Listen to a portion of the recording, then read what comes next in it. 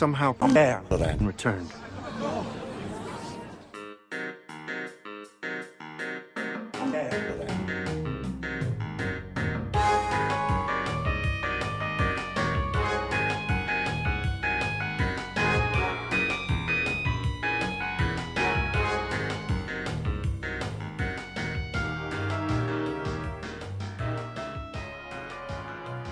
That's right. Mad Oatmilk went berserk, and we don't have squirrels. I'm Luke. And I'm Freddie. And we are now both officially paid by Disney. Whoa, that was I was going to say Bob Iger cult chant. Because Bob Iger made that YouTube poop. Yeah, Bob Iger definitely made that Spider-Man YouTube poop. I think the JJJ returns or something like that. And it's the least problematic thing he's ever done. Unironically, probably. That's right. We're on Air-Deraan. We are starting incredibly on brand Deraan. Talking about, also not problematic. It's the arc of the Clone Wars where children get abducted. And people get tortured to death on screen. Yeah, and there's a lot of death. So, isn't this fitting? It's just... what else can we do? Yeah. Side note, it's been like 5 weeks since we last recorded. You wouldn't be able to tell otherwise because the previous episode isn't out yet. But yeah, that's probably my fault. Not really. But this is the start of season 2 of the Clone Wars. So I think we're actually going at a good pace. We're going at a very good pace. We have like 3 weeks before the Book of Boba Fett comes out. Look, I'm saying is that we're actually faster than Star Wars Explained. That is true. So, one day we might catch up. I think we actually, unironically, will catch up to Star Wars Explained. And also, Star Wars Explained's Star Wars Clone Wars Explained videos are like 5 minutes long. Meanwhile, ours is with Chad 2 hours long. Yeah, like it takes me about the amount of time that you could spend by watching a month's worth of his videos to edit one of them. So yeah, that's how you know that we are both true Chads. I wonder if does Star Wars Explained edit his own videos, or does he like have people in his cellar to do it for him? I assume he has some people that he used the slave conditioning protocols on. Procedures. Classic. Sorry. Yeah. Big mistake. Whoa. So, on my part, not his. Yeah. No, it's actually okay to do that kind of procedure on editors. Yeah, editors, they signed up for it. That's... No, I can't say. I was going to say, how Karl Marx told us about the class system? Is editors right at the bottom. It's fine, they signed up for it. That makes them indentured servants. Oh, yeah, as we all know from American history, indentured servitude is fine. Yeah, that's completely legal. Yeah, well... I reckon that's probably how, like, the Jedi just went along with Anakin's slave mum. It's like, well, she probably signed up for it. Yeah. She agreed to be Watto's slave when she was drunk or something. That's also how she was asking for it. That's also how droids work. Oh, yeah. They get repaired, they have a roof over their heads. Program a droid to be like, I want to serve you. And then you're like, okay, thanks for serving me. Well, you know what Malcolm XP3 said about the battle droids and the protocol droids and the differences between them. Oh my god. Wait, I wonder who he was assassinated by this time then. Was it... the group that people thought that like L3 and C-3PO were going to start in episode 9? What if they assassinated that droid? What if it was the gonk droid from Solo? Oh my god, the one that was jumping on the control panel. Yeah, that's how he died. You know those memes about what if there was a snail chasing you at all times, and if it touches you, you die? Yeah. It's that gonk droid, is the snail. Whoa. That's how Gonky came to fame. Yeah, Gonky killed Malcolm XT3. Oh my... What a way to start this episode! Possibly the best ever. I think now is a better time than ever to move on to the start, the structure of the episode. Yes, let's talk about how we're going to talk about things. So we're going to start the structure of episode 45 of the podcast with the starter structure. And then we're going to go for our Grand Admiral thoughts, which are our general thoughts but better, hence the high rank. Mm-hmm. It's higher than the editors in class. Everything is ready. Even the droids. Oh my god! Yes, of course, Grand Admiral thoughts are non-spoilery thoughts on the episodes we're talking about. Indeed. Just in case you haven't managed to catch up on this 12-year-old show. It's 12, don't remind me. Actually, episode 1 is 13 years old. Season 2 is 12 years old. Yeah. I was talking about the Fable 3 controversy to some people like the other day, and I was talking about it like it was yesterday, and I was like, when did Fable 3 come out? It was like 2010. Wow. I feel so old. I remember watching that Angry Joe video, 33 reasons why Fable 3 is shit, like it was yesterday. I literally thought of the same thing. But one thing we should also think about is the thing that comes after the Grand Admiral thoughts. Yes, because that is obviously the obvious segment Crochet Granite. Yeah, I'm sure you all had it on the tip of your tongue. Yeah, the same way that I thought about Angry Joe's 33 Reasons Why. My favorite...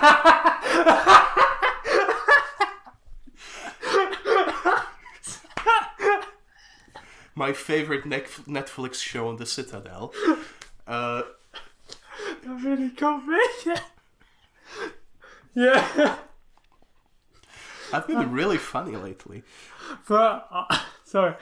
Yes, Crochet Granite is, we spoil the hell out of it. Yes. It's all spoilers. It's all spoilers and nothing but. And definitely zero tangents. Yeah, no tangents. I mean, you can probably go through on an Excel spreadsheet and see how many times we've had a tangent and it'll be 0. Yeah. Because that spreadsheet doesn't exist. Or we'll just edit it. We'll just edit it into existence. I do a lot in post-production. Whoa. I'm really behind on my Excel spreadsheets on what the clones are doing, but that's fine. I feel like it doesn't come up that often. Literally never does, but the deeper we get into Clone Wars, the more it might. Whoa. Like the spreadsheet I made of every single planet that appears in Clone Wars. Not just a spreadsheet, you made a literal map. Yeah, that was fun though. It's a really cool map. Yeah. It's the coolest. What I'm tempted to do next is draw lines in between each one so it shows like where like the episodes go. That's just going to be just like a red square. Yeah, but it's going to look like a corkboard with like the lines from like a Pepe Sylvia. Yeah. I'll look mad. You already do. Speaking of not making any tangents during Crochet Granite. We're not making any tangents during Crochet Granite because we're making tangents during the Starter Structure. That's fine. Exactly. But speaking of tangents... Oh my goodness. We are allowed to make them in the following segment. Which is... the opposite of Crochet Granite. Which is the nitty gritty. I always imagine like a granite slab kitchen work surface when we say nitty gritty for some reason. Why are you imagining a slab of granite for nitty gritty, the opposite of granite? Oh yeah. Well, no, I imagine like Crochet Granite more as like, you know, like your grandmother might knit a scarf for you. Yes. She knits a woolen granite kitchen work surface for you. That's the physical manifestation of that segment because we throw in everything and the kitchen sink. Not in Crochet Granite.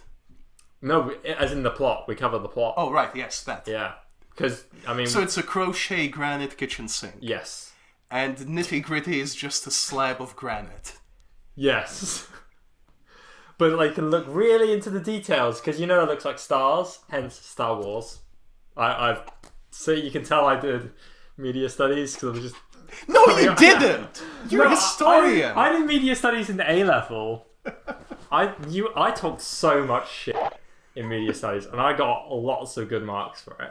So I just want to say that I talked about the ramifications of determinism in Rogue One in my essay, and I got full marks. So anyway, speaking about tangents and crochet granite. Sorry, nitty gritty. Nitty gritty. That's where we get into the tiniest little cutest details. They're not going to be very cute in this very grim 3-parter. Yeah, it's going to be a lot of death. And a lot of very grim babies as well. Oh, my big-headed babies. They're not cute at all. My theory of why there's no human babies. Because they would look terrible. Yes. Like the baby in Ice Age. Worse. Like Ice Age Baby was a theatrical budget. Ice Age Baby. Oh my god. Dun, dun, dun, dun, dun, dun, I reckon it would look worse than Baby Peanut. Who's... Oh, from the Mr. Peanut baby. Yeah, the Mr. Peanut baby who everyone wanted to kill. Why? Because he wasn't Mr. Peanut? I don't know, but I remember it was born like a phoenix, wasn't it? Like Mr. Peanut died, and then like from Mr. Peanut came Baby Peanut. And from the ashes of this peanut, we'll build a better one.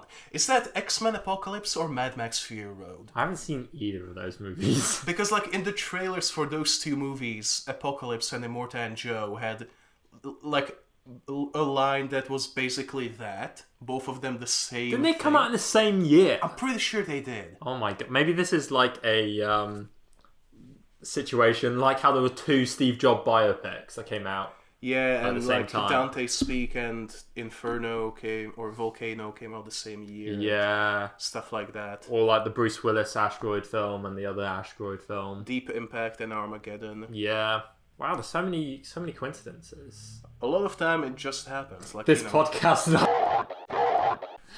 Look, we don't talk about in segments that don't get cut out. You can bleep it out like Borat. I don't do that anymore. Oh no! I bleep out shit now, I think. Sorry, yeah. I don't bleep it out anymore. I gonk it out. Oh, thanks for gonking it out. Yeah. That sounds horrible. But I talking don't of like the phrase gonking out. of horrible, we'll gonk it out to one big oppo with motto Rancisis. Yes, Motto Rancis is the on again, off again segment in our podcast. It was on again this time. Yes, because we're doing Clone Wars and not something else. Yeah. For like one more episode. We got three meaty mottos in this episode. Oh, they're like the most I'm 14 and this is deep mottos. Yes. So that is like premium Clone Wars intro motto. Yes. And I have a very good news for you, our listeners, when we get to that segment. Unless I forget, which I probably will. Yeah. I think it's in my 610 words worth of notes, but we will see. It's longer than some people's essays. Yeah. Last segment, though, is I'm trying to think of any award. The 2-time Hugo Award winning, much like my favorite author, Chuck Tingle, segment. What is it called again? It's called Light Side, Dark Side, and the one in the middle, the Bendu. I'm not sure if you can even hear that. I tried to hit myself with an empty backpack. And instead you just strangled yourself. A little bit. Okay, let's get the show on the road. The Mad Max Fury Road. Because we're talking about... We're doing our Grand Admiral thoughts now. We've finished with the Star Destroyer. It's gone. Yes, let's talk about our non-spoilery thoughts on the opening 3-parter of Season 2 of Clone Wars. Holocron Heist. Yes, let's go with that. The episodes Holocron Heist, Cargo of Doom, oh my god, and Children of the Force. Oh my god, babies. So, what did you think? Baby, Yoda. Oh my god, Yoda was in that episode. That was foreshadowing from... I'm not going to say that about Filoni, but it was foreshadowing from Filoni. And so were babies. Look, babies became canon because of Star Wars The Clone Wars. We know that. Is this the first... No, it isn't the first baby on screen. That was probably... The first baby on screen! I meant... First baby on screen was Children of the Force in Season 2, Episode 3 of The Clone Wars. Yes, I definitely meant of all time. Yeah. I meant in Star Wars, but it was probably Luke. Yeah. I think. Or actually, no, it was the clones. If we they see a lot counted- of babies. If they count as babies, that is a thing. What? Whoa. What about the duck guy's children? No, they were walking, weren't they? They were Who walking. are you talking about? The duck guy in episode 1, he was, you know, the pod racer, the duck. That's a deleted scene. That definitely counts. Yeah, the blue duck guy, and he's like, The guy who goes yeah, and runs the, into a stalactite or a stalagmite. yeah, and the commentator says, and his family are here to cheer him on. And I was like, George Lucas, you're a genius. Well, it depends on how you define a baby. Yeah. We're not getting into The semantics of baby. semantics of bait. But Guess what? how long we've already talked about? 17 minutes. Oh yeah, you have a recording in front of you. Never mind.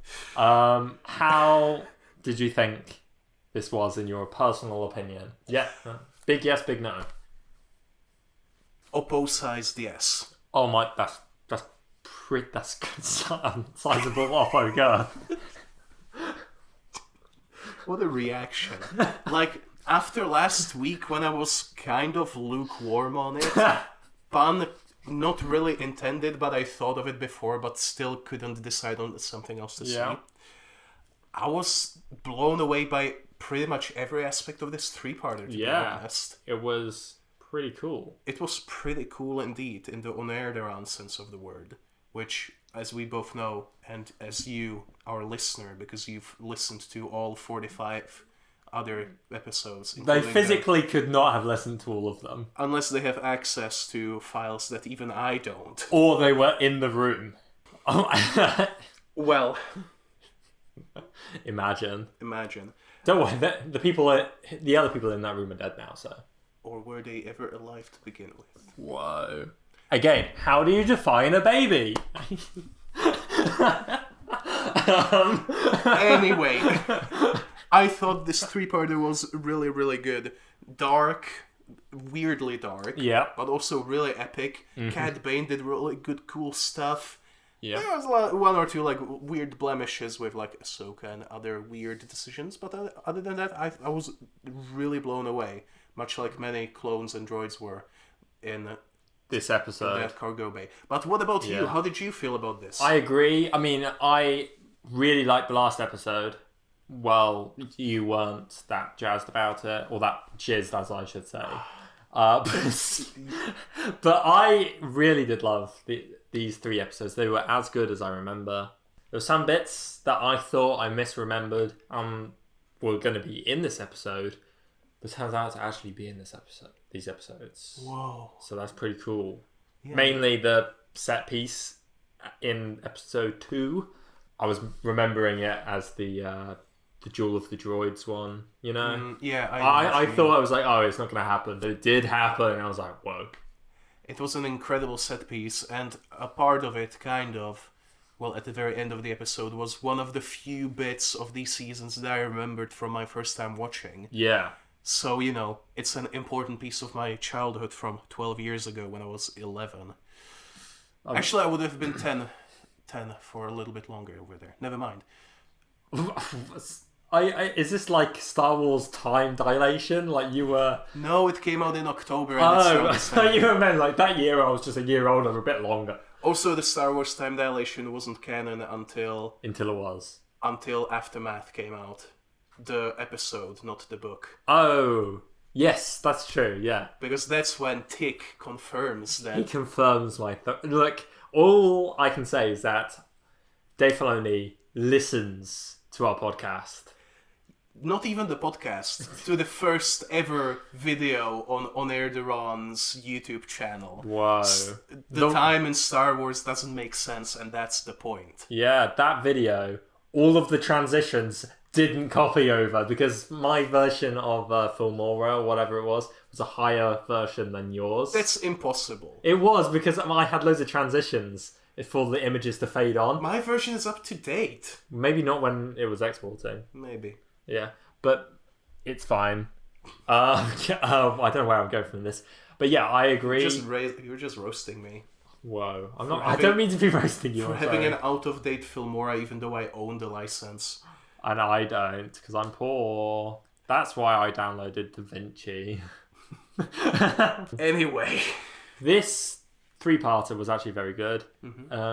Is it the only 3-parter that's good so far? No, Malevolence was good. Ryloth was great. Yeah. I don't remember what other 3-parters there were. Newt Gunray Captured. That was a little all over the place. But it was good. I think like the Spunkstone conversation. Yes, yeah. Sorry, Ted. Why do we keep coming back to Spunkstone, though? I don't know.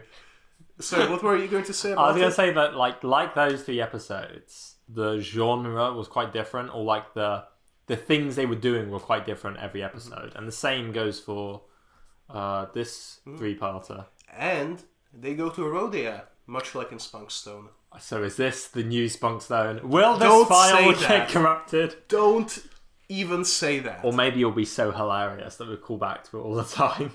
Honestly, Malcolm XP3, that might be a mainstay of the podcast. Oh, that's all I can think about. I'm going to be honest.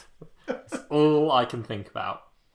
But now that we have basically gone over our Grand Admiral thoughts, Luke, what the story was? See, it's a new spin. I've trademarked it. What the story was? Yes. See, I mean, no one can claim that we're derivative now. No, definitely. Toei Animation is not going to take down 150 of our episodes. Toei Animation? That's an anime thing. I don't know why I expected you to understand. They are the people who do like all the super long running animes, and they are very bad with content claiming. Oh. So basically, if you put any sort of footage of Dragon Ball Z in your video, you're getting taken down. How's Dragon Ball Z Abridged going on then? It got taken down several times. Is it up? I don't know. That's sad, because I was thinking about the other day watching it. So, maybe I have to find the same archive.org thing that for some reason has all of the older completionist videos documented. I rewatched one a couple months ago, and it was not funny. Yeah, same. I rewatched Banjo and Kazooie a couple times, and never the liked origin of the bears joke. Yep. I don't know why I liked it when I was, however old I was. I think you can find Dragon Ball Z Abridged, by the way. Also, a little tip, this is getting cut probably, but maybe skip the first 7 episodes. The very early stuff is not very good at all. Both from like mic standards and the jokes. But, if you want a complete experience, you're not gonna get it anyway. Dragon Ball Z completionist. Because Dragon Ball Z is only like half of the story anyway. Yeah, because Dragon Ball Z is just the latter half of the Dragon Ball manga. They just start in the middle. Yeah. And don't bother explaining anything. Huh. That's why you watch Dragon Ball Evolution. To get the complete experience. Yes, actually, because Dragon Ball Evolution covers the first few arcs of Dragon Ball, as opposed to Dragon Ball Z or Z. Huh. So, in theory, you could watch Dragon Ball Evolution and then all of Dragon Ball Z. And not miss too much. Interesting. Anyway. So, we start on Felucia. Everyone's favorite place where Ayala Secura dies. Yeah. And there's a battle on there, which is pretty cool that there's a battle this early. That means the battle lasted like the entire 3 years. It's quite long. Probably, much like with many of the battles of that war. And Ahsoka, Obi-Wan, and Anakin are all there. And they're trying to run away. And they're losing. They have to pull out. But turns out that Ahsoka took a little bit too many lessons from Anakin, so she's about to pull out way too late. No! As we all know, that analogy doesn't work, because we know that people, like children, are made using hugs in Star Wars. Holding hands. Sorry. So it doesn't work, Luke. You're just putting your real life politics into Star Wars. Ahsoka is on a Juggernaut tank, which is pretty cool. Which is incredible. Clone Turbo tank, as it is called by Lego. Mm-hmm. And she's refusing to retreat because Master Skywalker told her to never stop chasing the clones or droids when they're on the run. or something like that. Something, yeah. She's like, don't retreat. Treats for, I don't know, cowards, losers. Plo Koon is on his way to like get everyone out. He was doing some pretty cool starfighter action. Yeah. My phone kept autocorrecting his name as Plaloon. So is that his brother? Probably. He's probably even older than his very vague age, but really high. If I create a Wikipedia page with Plo Koon's brother Plaloon and then cite it from like a random Age of the Republic comic from 2003 and see if anyone takes it down, that'd be it's a new project. Well, you'll have to make it transphobic, then it will never get taken down. Oof. They all got kicked off by fandom, like the people that own Wikia. It took a little bit too long, but yeah, Wikipedia is no longer transphobic, I hope. Anyway. What a statement. Yes, anyway, Warthog is there too. Yeah. Which is pretty cool seeing him. Did he kill Plo Koon? No idea. I don't know.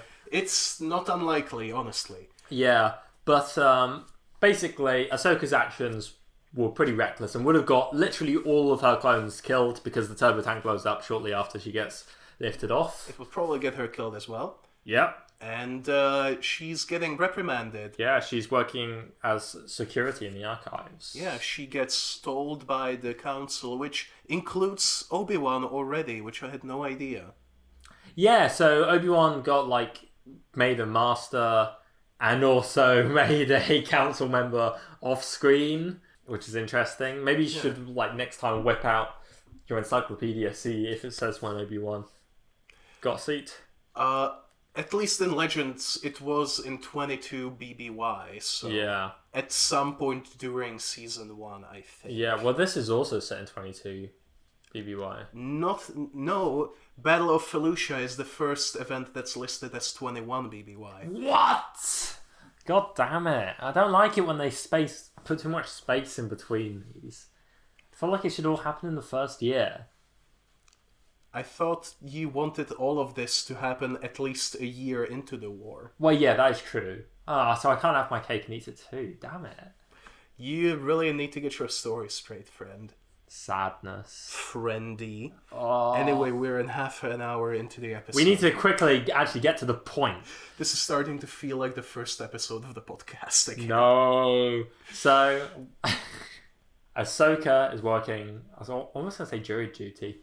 Ahsoka is working as security in the archives. Alongside Podcast Tanu. Yeah, classic reference. But at the same time, Cad Bane, who's getting a pretty cool introduction in like some very, very seedy part of Coruscant. He's getting a Zoom call from Palpatine. I'm sorry, from Darth Sidious. Indeed. Two completely separate people. Yeah. Just similar chins. They're chin brothers. Yeah. Forget the Super Beard Brothers. Super Chin Brothers. That's the Beard Brothers when they both shave. Is that actually true? There's three of them now. Is this like how Triplets was going to come out with that? I think Triplets starring, was it Danny DeVito, Arnold Schwarzenegger, and Eddie Murphy. I think it's still not cancelled. Oh, good. It might not be Eddie Murphy anymore, but... Yeah, it could be. I mean, he was in Coming to America too, wasn't he? Yeah, but it wasn't very good from what I've heard. I don't think the first one's meant to be good either. It's a classic. Whether or not that means it's good, I don't know. Yeah.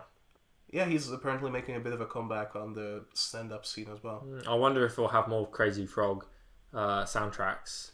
That was... Beverly Hills Cop. Yeah. Beverly Hills 99. Whoa! The spin-off they don't want you to know. Brooklyn Cop. Anyway, but no tangents. Cad Bane is... Oh, fuck, I forgot that. Cad Bane getting a Zoom call from Darth Sidious who says, I want you to steal a holocron and I'll give you what you want. And Cad Bane was like, I want a ship. I want so-and-so. And triple pay. Triple pay. He said triple my normal rate, which cements my theory that Darth Sidious got Cad Bane to free Zero the Hutt in the last episode. And here is where I have to jump in to correct you. No. This is definitely not a tangent.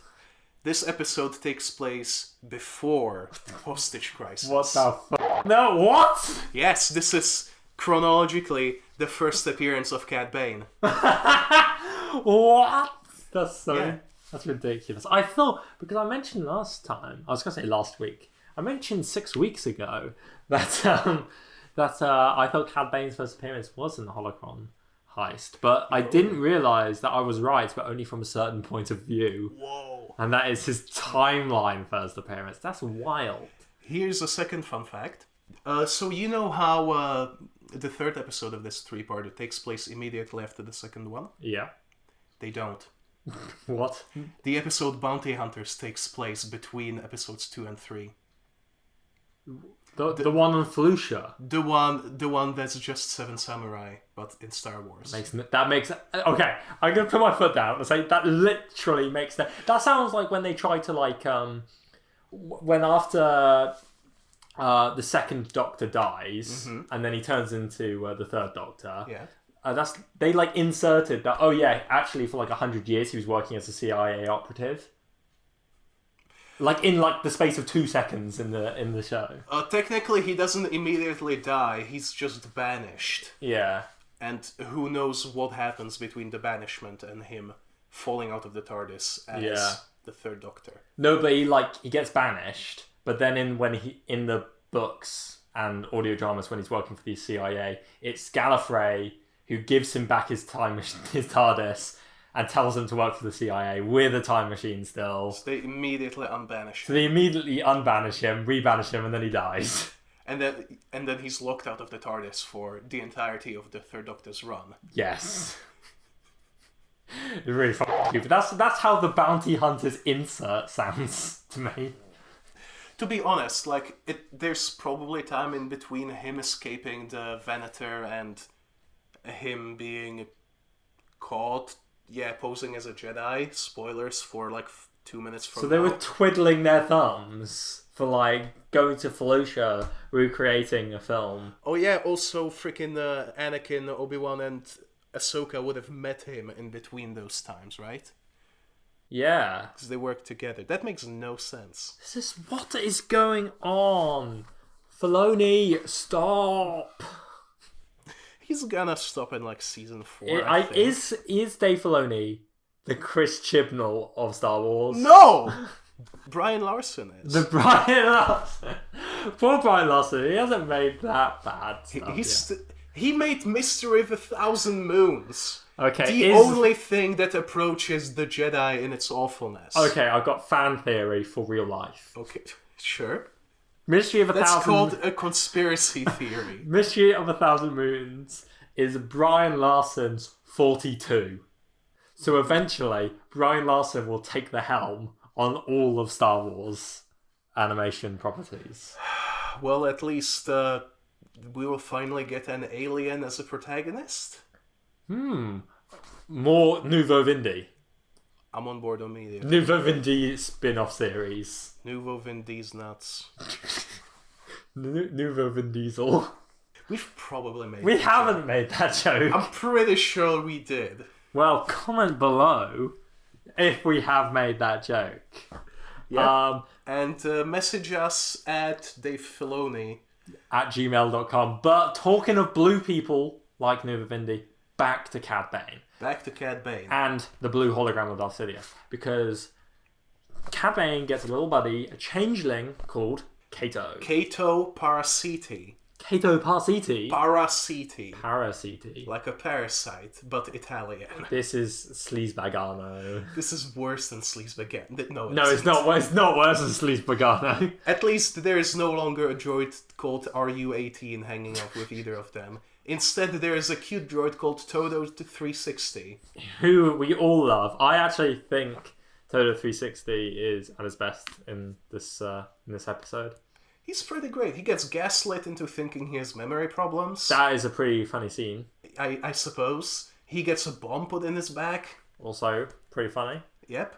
And yeah. other stuff happens. Other stuff. Yeah, Cad Bane just casually has a dead Jedi in his house. I assume he killed him before Kato came, but after the Zoom call. Tough to say, but probably. Yeah. What was his name? His name was Ord Essensis or something like that. Ord Any Sense. Any sense. Sure. Oh my god. Any sense. Have you got any sense that it's an imposter? Does it make any sense? Ord. But Kato turns into a Jedi conspicuously voiced by, I'm pretty sure, D. Bradley Baker. Oh yeah, it was him. 100% voiced by... It sounds like Slick. I'm just going to say that. It sounds like Slick. But Yeah, and their mission is to steal a holocron, and it will have something to do with a Jedi named Bola Ropal. yeah, Bola Rapal. Or Ropal, depending on if you ask Matt Lanter or not. Well, the thing is, Anakin canonically has never heard of this guy. That is true. So, which I find so funny. But Kato, as Ord Any Sense, literally just walks into the Jedi Temple. Yep. Makes a beeline for the Jedi archives. But fortunately, she bumps into a very eager guard who really wants to help him.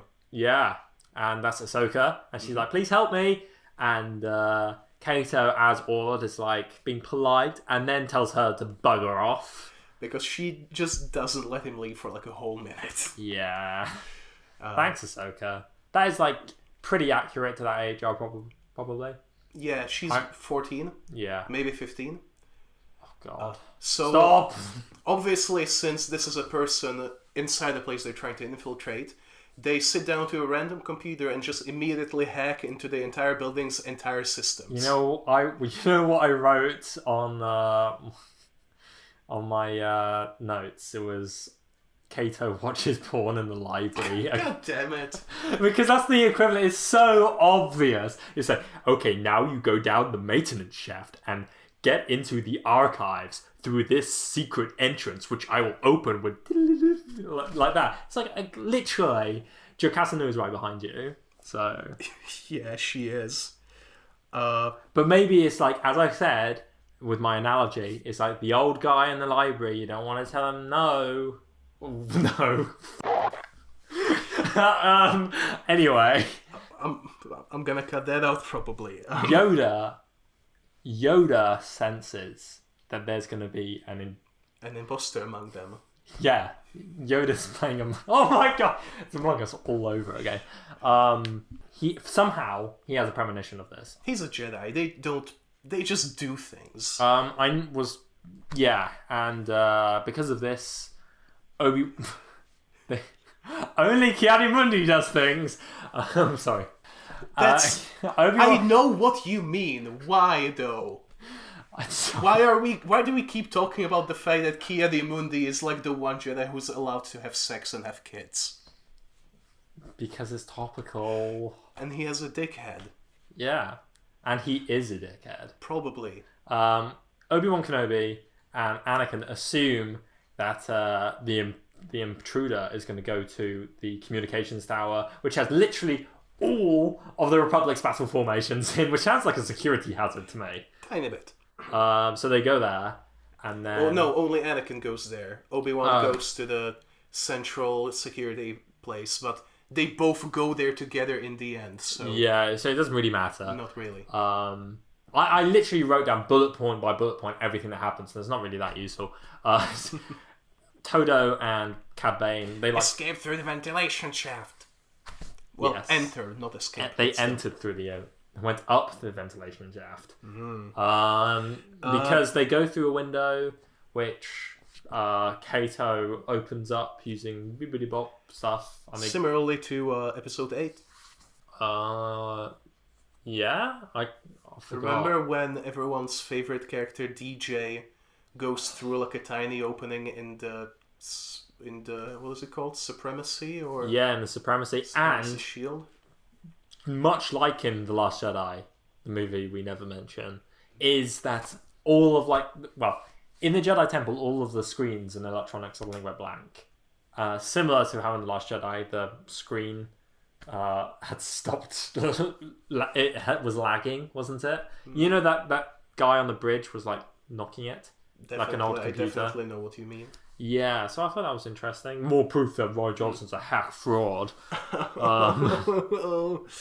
God. Anyway, Cad Bane sets a bomb, and the timer says 1 minute 90 seconds.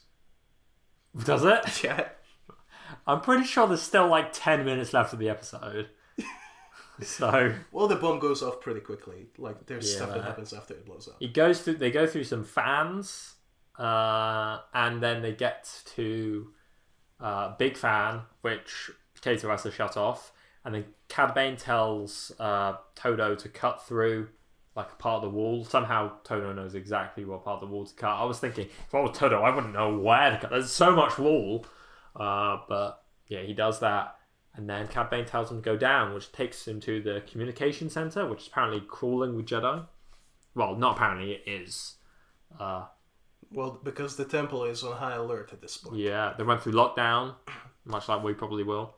There is a lockdown in the second episode as well. Very premonition-y from Dave Filoni himself, the writer of everything that's good. Like, if Yoda has visions of the future, so does Dave Filoni.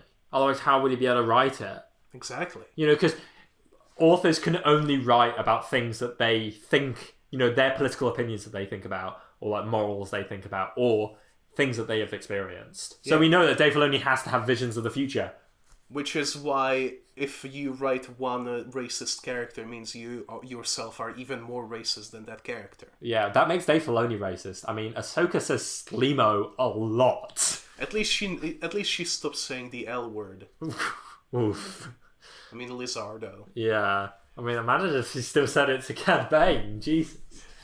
Are Duros lizards? I don't think so. They were the first species to... Do they have nipples? Whoa. Cad Bane Rule 34. Let's go. I don't think that's canon, Freddy. I'm sorry to tell. I'm so sad. Anyway. Todo friggin' has a bomb strapped to him and was going to blow up, you know, all of the Jedi. But Mace Windu says, bomb! Force pushes Todo out the way. And Todo was like, there's a bee? There's a bee! And he's screaming. Oh yeah. No. And Obi-Wan and Anakin are, I forgot that too. They're in the ventilation shaft for some reason. Yeah, because they were like... I don't remember why. Oh, because Yoda saw on the schematics that there's people in the ventilation shaft going towards the Holocron archive. Yoda saw blue venting. And then Anakin and Obi-Wan are like, okay, so the intruder is going towards the Holocron vault. That's right. They're going to the Holocron vault to get to the communication center. Let's go to the communication center. It's like, always going to the Holocron vault. So that's why they see Todo blowing up. How did Cad Bane get the Todo parts again? We'll never know. I genuinely... Todo just comes back in Bad Batch. I'm pretty sure he came back before Bad Batch. You know what? I wouldn't be too surprised knowing Clone Wars if Bad Batch took place before Holocron Heist. Actually, now that I'm thinking about it, what if the other episodes where Todo appears is before? Wait. How does Cad... Okay, this is kind of a tangent about the future, but how does Cad Bane go to jail? When? Cad Bane's in jail during the whole thing with Reiko Hardeen and Obi-Wan. You know, the bounty hunters arc. I guess we'll see in the future. I genuinely don't remember. Maybe it happens in a book. I don't know. In a book? Jeez. Like, you know, kind of how the... Happens in a Prelude comic. How those had actually kind of helpful information at some points. Yeah. They don't really do them for season 2, which is a real shame. Yeah. There's like 2 comics that take place during something, but I don't know when yet. Interesting. But anyway. Todo 360 blows up, and he just gets a different one. Yeah. Oof. You know, droids. Droids be droids. Droids be the only class above editors. Yep, the soul people who don't...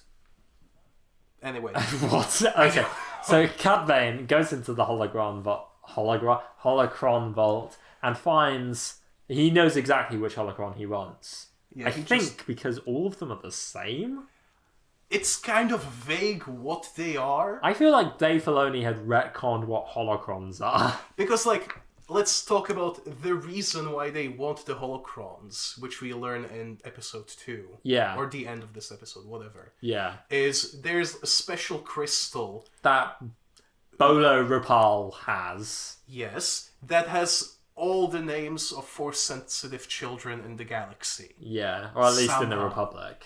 I think they say galaxy. And to read it, you need a holocron. Which can only be opened by a Jedi. Which is all that we are told about what a holocron is, other than like data storage with like secret information. I didn't see any USB ports. Like, how did Cad Bane... Spoilers! Cad Bane does get it and reads the names, but how does he do it? Does he read the names? Yeah, how does he know what the names are? He did? Yeah, I mean, how... Oh yeah, of course. How did he get the children? Because he didn't like send it to... No, he didn't. He said... They specifically say at the end of Oh, this no, arc... he blackmails Anakin into reading it for him. No, he just... Anakin... Because he's threatening him that he will airlock Ahsoka if he doesn't. Yeah, no. Anakin only opens it. He doesn't read out all, like, 4 billion names. He gives him like 4 at least. What, off screen? Yeah. I don't think so. Because you see him be like, yeah, I will help you. Open let it. Ahsoka go. Let Ahsoka go. And then smash cut, then they're running through a corridor. Yeah, exactly, but... So he had to have helped him, because otherwise he wouldn't have let her out. But, yeah, so Anakin opened it. You have to open it to be able to read it. Yeah. But we don't know how you actually read it. Because Darth Sidious tells Cad Bane that in all... Like, choose 4 random younglings from this big list to kidnap. So that means Cad Bane must be able to read it in order to choose 4 random kids. And no copies have been made. Anakin has a pensive. He just, took a little bit of memory sperm out of his brain and gave it to Cad Bane. Anyway, back to episode 1. Yes. So, back to Phantom Menace. Kato gets caught because she gets caught by Jocasta Nu, and then she friggin' punches Jocasta Nu and takes Jocasta Nu, and then tries to convince Ahsoka that she's Jocasta Nu, even though Jocasta Nu's body is right there. Literally right behind her on the ground. And they have a lightsaber fight. Which was surprisingly competitive, seeing as Kato is not a Jedi. Yeah, so Ahsoka really dropped the ball there. Kind of. How does she hold her own against Grievous, but not be able to beat this random changeling? Look, it's not that random of a changeling. Or maybe... Kato Parasiti comes back in the future. What? In 2 separate Clone Wars episodes, and in 1 episode of... What's the series of shorts about the female characters called again? Galaxy. Forces of Destiny. That one. No, it's not. Is it? I think it is. Oh yeah, it's Forces. Because Galaxy of Heroes is a game. Galaxy of Adventures is the one voiced by the guy who voices Zuko. Oh yeah, it is. I watched him before I watched Avatar. And it's the like super short shorts. And Forces of Destiny is the slightly less short shorts about female characters. And there's one in which Ahsoka and Padme team up to do something, and Parasiti is there doing something. Interesting. Not really. No. Sorry. But Kato gets captured and friggin' spills all of the beans. Yeah, she tells them about Bola Ropal. Yeah, she says it like Bola Ropal. Yeah, Bola she doesn't Ropal. know. She doesn't super remember why he's important because Cad Bane probably didn't tell her. And neither does Anakin. He's like, who's that? I was like, fucking hell. Because Bola Ropal is established in the next episode. We may as well get to it. Oh, like Cad Bane has the holocron, and then next episode is established that Bola Ropal went to all of these places with the children to catalogue them in the holocron. So how does Anakin not know that this is the guy who sources all of the children? Anakin is dumb, I guess? Yeah. I don't know. Anakin is a weird dude. Yeah. But anyway, they find out at the end of episode 1 that Bola Ropal is on Deveron, or as Mace Windu pronounce it, Jevron. Who the fuck knows anymore? He's from the southern part of whatever his planet is. In the north they call it Deveron. Yeah. The thing is that they like... Do we know where he's from? Who? Bola Ropal? Mace Windu. Bola Ropal is Rodeo. Mace Windu is from like Chak something. He's from Chadland. Whoa. Because he's such a Chad. Yeah. But the thing is, like, if Deveron is pronounced Chevron, that means the people with the horns are called Jevronians, which sounds so weird. It's not... Why? Because, like, the whole thing is like Deveron, like devil. But if they're called Jevs... Jev. My name is Jev. Yeah, that doesn't have to say... And my name is Jeff. Yeah. But, so Mace Windu says that Bola Rapal is on Devon, and... he's an Exeter. Yeah. And so we presumably will see the journey to go get him in the next episode. Psych! We basically miss an entire episode. because like an entire episode's worth of like stuff happens in like the intro scene for episode 2. Like when I was making notes, I was like making some like haphazard notes. I was like, holy shit, it's just an entire episode. Yeah, because Anakin is so mad he just goes and does. He just goes to Devron, ambushes Cad Bane, but after he had like done the assault on the planet and taken Bola Rapal and kidnapped, put him in a holding cell. And there's like so much happening. Well, it has to be a good fast-paced episode because it was directed by Coleman Trebor himself. Really? Yeah, Rob Coleman. Whoa, that's interesting. I'm sure it is. I can't remember what other ones he did, but I remember they were good. He did some good episodes. I think Shadow... Whatever, it doesn't matter. He did some good episodes. Yeah. So they need to figure out which ship has got Bola Rapal on, because presumably, they find out from a clone he gets killed. He gets his neck snapped by a battle droid. Yeah, not a cool way to go. He was distracted by all these millennials talking on their phones. Mm-hmm. He wasn't paying attention to the battle, so it's his own fault. I mean, technically, our clones, if clones were born and are their age now, then are they Zoomers? 1995. Are clones Zoomers if they were 10 years old now? Yes. Yes. Clones watch TikTok. TikTok holovids. Oh my god, that's probably going to be a thing. Don't give them ideas, please. This one goes out to the Mud Jumpers on... Not Scarif. What's it's on Mimban. Mimban. Yeah. Good old Mimban. Remember the four-armed dude? The monkey man from Solo? Remember the other member of that crew that got cut from the film? No. Yeah, there was a guy with a minigun, but he got cut from the film. But he appears in the battle scene. Okay, then. Yeah. He was meant to die in the battle, but they just cut him entirely because there wasn't enough time. So he just appears in the battle when they go over the trench. Okay. Yeah. Anyway, we'll get to more miniguns later. They are fighting. There's a lot of ships exploding. Lots of municipal class cruisers. Yeah. At least 2 of them get blown up. I remember them as the banking clan ships since the original Star Wars Battlefront 2. Mm-hmm. I remember it as municipal class because you said it a couple times. I do not remember ever knowing it, so I'll take your word. They figure out which ship Cad Bane is on because Cad Bane says, friggin' go to hyperspace. So they know which one. But, they don't have any boarding craft, so what's going to happen? Well, Anakin has a great idea. It's a cunning plan. See these 6-legged AT-ATs? Oh, that annoyed me. That annoyed me so much, but we'll get to it. These Texas Ranger walkers... They have magnetized feet, don't they? Yeah. I like magnetized feet. We're going to airdrop our tanks and land in them on that ship. Yeah.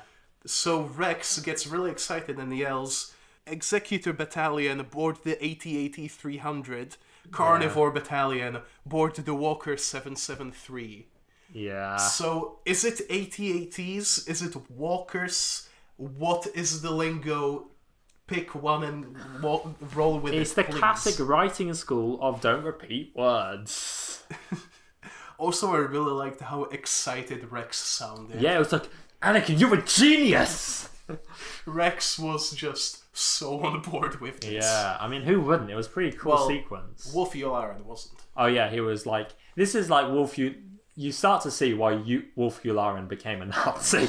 Yeah. Because he really is done with the like Anakin stuff And this already. is just season 2. Yeah, this is just the start of season 2. He's already done.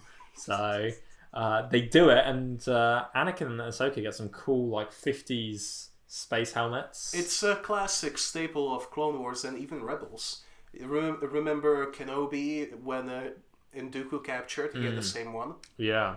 Ezra will have it at some point. Yeah, it's pretty cool. But they have a nice battle on top of the ship, and you get to see battle droids doing maintenance on top of the ship, which is a fact I like, because we know from A New Hope that like stormtroopers are like do patrols outside of the Death Star. Like, do you remember? No. Yeah, they do. You can see it in the film. I do not remember. So when the Millennium Falcon is getting pulled in by the tractor beam, you see 2 stormtroopers and one of them points to it. I don't remember that being outside, but I will believe you. They are outside. They are like standing on like the bit that juts out.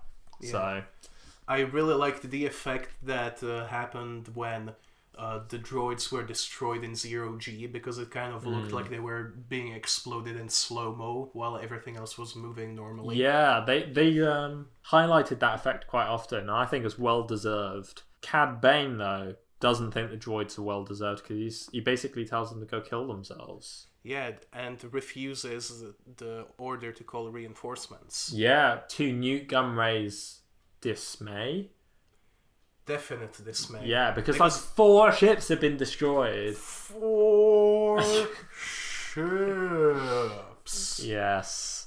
And he wants his money back. he does. He was expecting Cad Bane to pay for it personally as well, which I find kind of funny. Yes, but we kind of neglected to mention the reason why Cad Bane doesn't want to call reinforcements. Because I can't remember. Well, he tried to torture Paul into telling him where the kid's at. He tried to torture them, to open the thing. Same thing.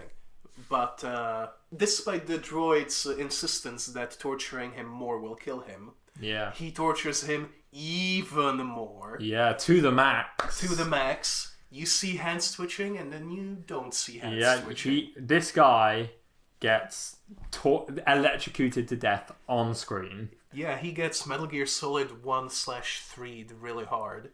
Which is pretty brutal for a kid show. Super brutal. And if you thought that was too subtle for you, they say his vitals have stopped, and you see the EKG thing going, the line going flat, and you go E. And then the droid literally says, "He's dead." But if you still thought that was not obvious enough, Cad Bane tells a Magna Guard who's there for some reason to check his vitals by electrocuting him. By electrocuting him in the chest. Yeah. Which could have restarted his heart, honestly, but it didn't. He's just dead. He's mega dead. So Cad Bane basically needs to lure Anakin and Ahsoka in order to open the holocron so he can read the names. So classic thing of capturing Ahsoka and making Anakin save her. Well, that's at least Cad Bane's plan, because he's smart apparently. He's hecka smart. So Cad Bane, he's the best bounty hunter in the galaxy since Django died. Whoa! Cad Bane tells the droids to rewire all of the ship controls to his gauntlet, and then he leaves through the ventilation shaft. Whatever that was, he just kicks some panel and hops inside. He kicks it, hops inside, and then it closes. That's what confuses me most of all. That was really weird. So I had no idea what it was meant to be. But moments after he left, everyone on the bridge just gets wasted, and then the commander just gets shot by a clone. Don't shoot! I'm not the commander. He's the commander. The other one gets shot. Well, I guess I'm the commander now. Gets shot twice. Yeah, so in both shoulders. Pretty brutal. Speaking of pretty brutal, right after that, Ahsoka just starts searching for Master Ropal and then finds him and is very sad. Yeah, because he's very dead. and he has his tongue out, so he looks very weird. Yeah. It looked kind of goofy, I guess, to lighten the mood. Lighten the mood with a goofy corpse. Yeah. It's a kid show. Remember Family picture. A family picture. Is that a nostalgia critic quote? I actually don't remember. I think it is. Oh my god, I'm gonna have to end myself now. It If I end up quoting the nostalgia critic. Anyway, it reminded me of Mystery of a Thousand Moons. You know, remember when Obi-Wan says, "This looks like a graveyard of ships." The second when you see a frozen dead body. Yeah, that's classic. Classic moment. Poor old... What's the name of the Rodian from Mystery of a Thousand Moons? I did know. Yeah. I mentioned it last episode. Or the episode... Again, that was 5 weeks ago. Yeah. Whoops. But yeah, Bolo Rapal's dead. They don't get his body, so he blows up. Spoilers. Yeah. So they're just looking. Anakin wants this holocron back because it's important, and because obviously Cad Bane's got the crystal too. Yeah, and eventually they find Cad Bane in like a big place, wherever that is. There were cannons in the background, but also ships. There weren't ships in that area. Oh, that was a different place. If you remember from the start of Revenge of the Sith, there's the bit with the big artillery pieces. But I thought those were the clone artillery. No, you also see droid ones. Oh, right. So, yeah. Which is interesting, because you hardly ever see those in Star Wars. Which is one of the many reasons why the opening of Revenge of the Sith is one of the best pieces of Star Wars action. Underrated. It's a cinema masterpiece. Yes. Maybe not that much. But, Maybe not, but it's a highly underrated Star Wars movie. But they meet Cad Bane with a load of droids in there, and they think they're going to have a normal gun battle, using normal gravity. But instead, Cad Bane announces the lockdown. Beep, and friggin' turns the gravity off, which is pretty cool. But clones have been trained for that, apparently. I mean, yeah, they've had to fight in Zero-G before. Remember Shadow of the Malevolence? Why didn't they use the gravity boots then? I mean, the magnetized boots then. I'm going to assume that there was way too much debris for them to work. Yeah. Imagine if they did the gravity boots and they activated the magnetized boots, and they just go flying off to a random piece of scrap metal. They would probably be pulled to the Malevolence. Oof. Actually, I think they did use them, because there was that bit when one of them gets heated, and then it turns them back on. I can't remember. Another reason to rewatch. Shadow of the Well, all of the Malevolence arc. Maybe. Yeah. But it's Especially pretty... the bit with the trains. Oof. No, I remember that. Lego mission. Rail jets. It's a pretty cool battle in Zero-G. Pretty brutal scene, just clone dead bodies just drifting. Yeah, there's a minigun minute. Yeah. There's a minigun clone on the ceiling. Yeah, it's pretty cool. Pretty sure that guy dies though. He gets saved, but I don't know what happens to him later. I'm pretty sure only 2 clones survive. 1, 2, 3, 4 clones including Rex. Are you including... No, I'm not including Denal. He was denied life. Oof. I diagnose you with death. At one point, the minigun man shoots a droid into a big stack of the cannon charges. Yeah, the shells. The shells, which get kind of loose.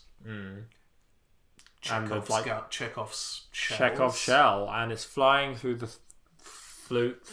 The flute. Oh my god! It's flying through the space, and it inevitably a droid trips over and fires the gun and blows everyone up.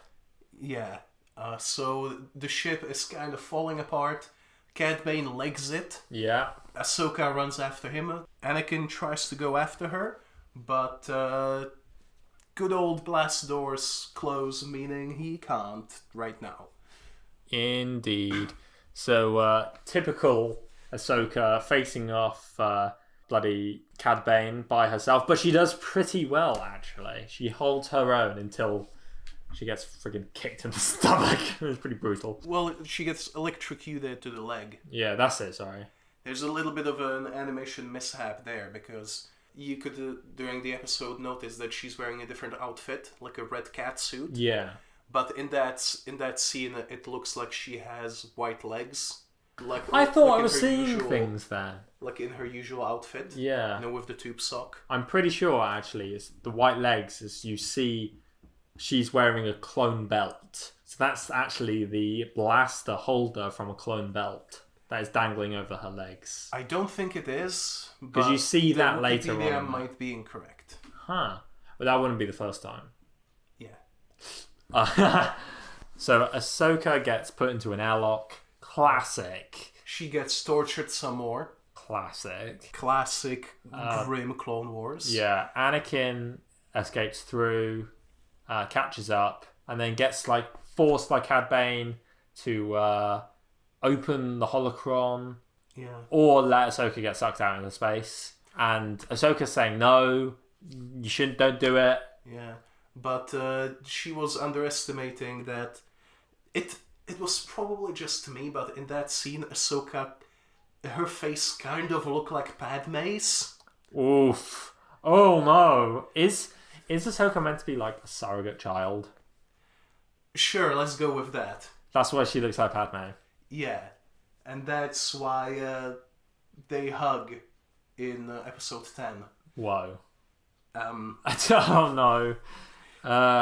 It's fine, they're just cousins. Alabama. So Anakin does open the holocron so Cad Bane can read it, but somehow, but for some reason Anakin still attacks Cad Bane, and Cad Bane obviously presses on the airlock, so Ahsoka's getting sucked out into space with Anakin. And I was thinking, why didn't Anakin just do that from the start? If he didn't need to open the holocron, if he was able to save Ahsoka getting sucked out of the airlock, why didn't he just do that? Honestly, I think I zoned out during that scene. I have zero memory of that. Yeah, because Anakin pulls pulls the two lightsabers, does a bit of a thing, and then Cad Bane presses the button. Ahsoka gets thrown out into space. He legs off, and then Anakin cuts through a super battle droid that also cuts the control panel of the ray shield, and then he also is getting sucked out into space, and then saves Ahsoka. Okay. And I was thinking, why didn't you do that before you opened it? Oh well. It's a children's show. Yeah. People are stupid in them sometimes. Yeah. So Cad Bane is calling Newt Gunray. I got the holocron and it's opened. And then Newt Gunray's like, nice, send it to me and I'll save you. And then Cad Bane's like, fuck off, I'm fine. So what's his plan? And what's he going to do? How's he going to get off? Because, the clones found the only ship that's going to get off this exploding Death Star-esque. Yeah, the sheath-feed dropship or whatever it's called. Yeah, the one that the Rebel was used in Rebels when the Phantom blew up. Yeah, the one that Neimoidians use because it's a Neimoidian ship. Yeah. Because Bank and Clan. No, that's Trade the Federation. Ship. Sorry. It was Bank and Clan. These ones belong to the Trade Federation anyway. Yeah, I guess. Who knows? But, big but, Cad Bane. Actually, wait, Newt Gunray no longer represents the Trade Federation, does he? That's true. It's just Lot Dodd. Yeah, but Lot Dodd is still working with the Confederacy. Yeah. So, and is also part of the Republic Senate still. Look. Classic. Villains on both sides. Yeah. Oh, that would have been a good episode. Probably. That's literally the whole point. But yeah. The villain on both sides, Dooku and Palpatine. Hold on. Probably just Palpatine, less so Dooku. Yeah, that's also true. Anyway, Anakin has a full head of steam. He's charging after Cad Bane. Yeah. But that's where a Chekhov's lesson from the first episode here comes in. Because as opposed to Anakin having to calm down Ahsoka calms down Anakin, tells him, you have to be patient and we need to leave and run away because the ship is about to blow up. Yeah. We don't want to blow up, so let's get out of there.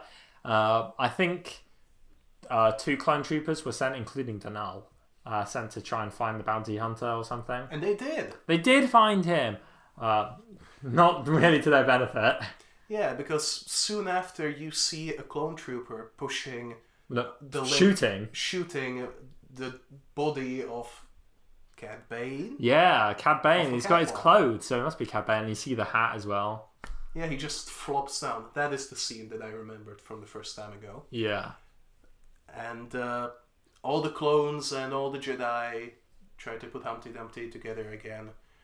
Well, they get on that dropship or whatever it is, and they fly off. Yeah, and they're like, well done, Denal, for smoking that bounty hunter. You did a good job. And then they get off the ship on the Venator, and they're like, Anakin was talking to Yularen, right? Yeah.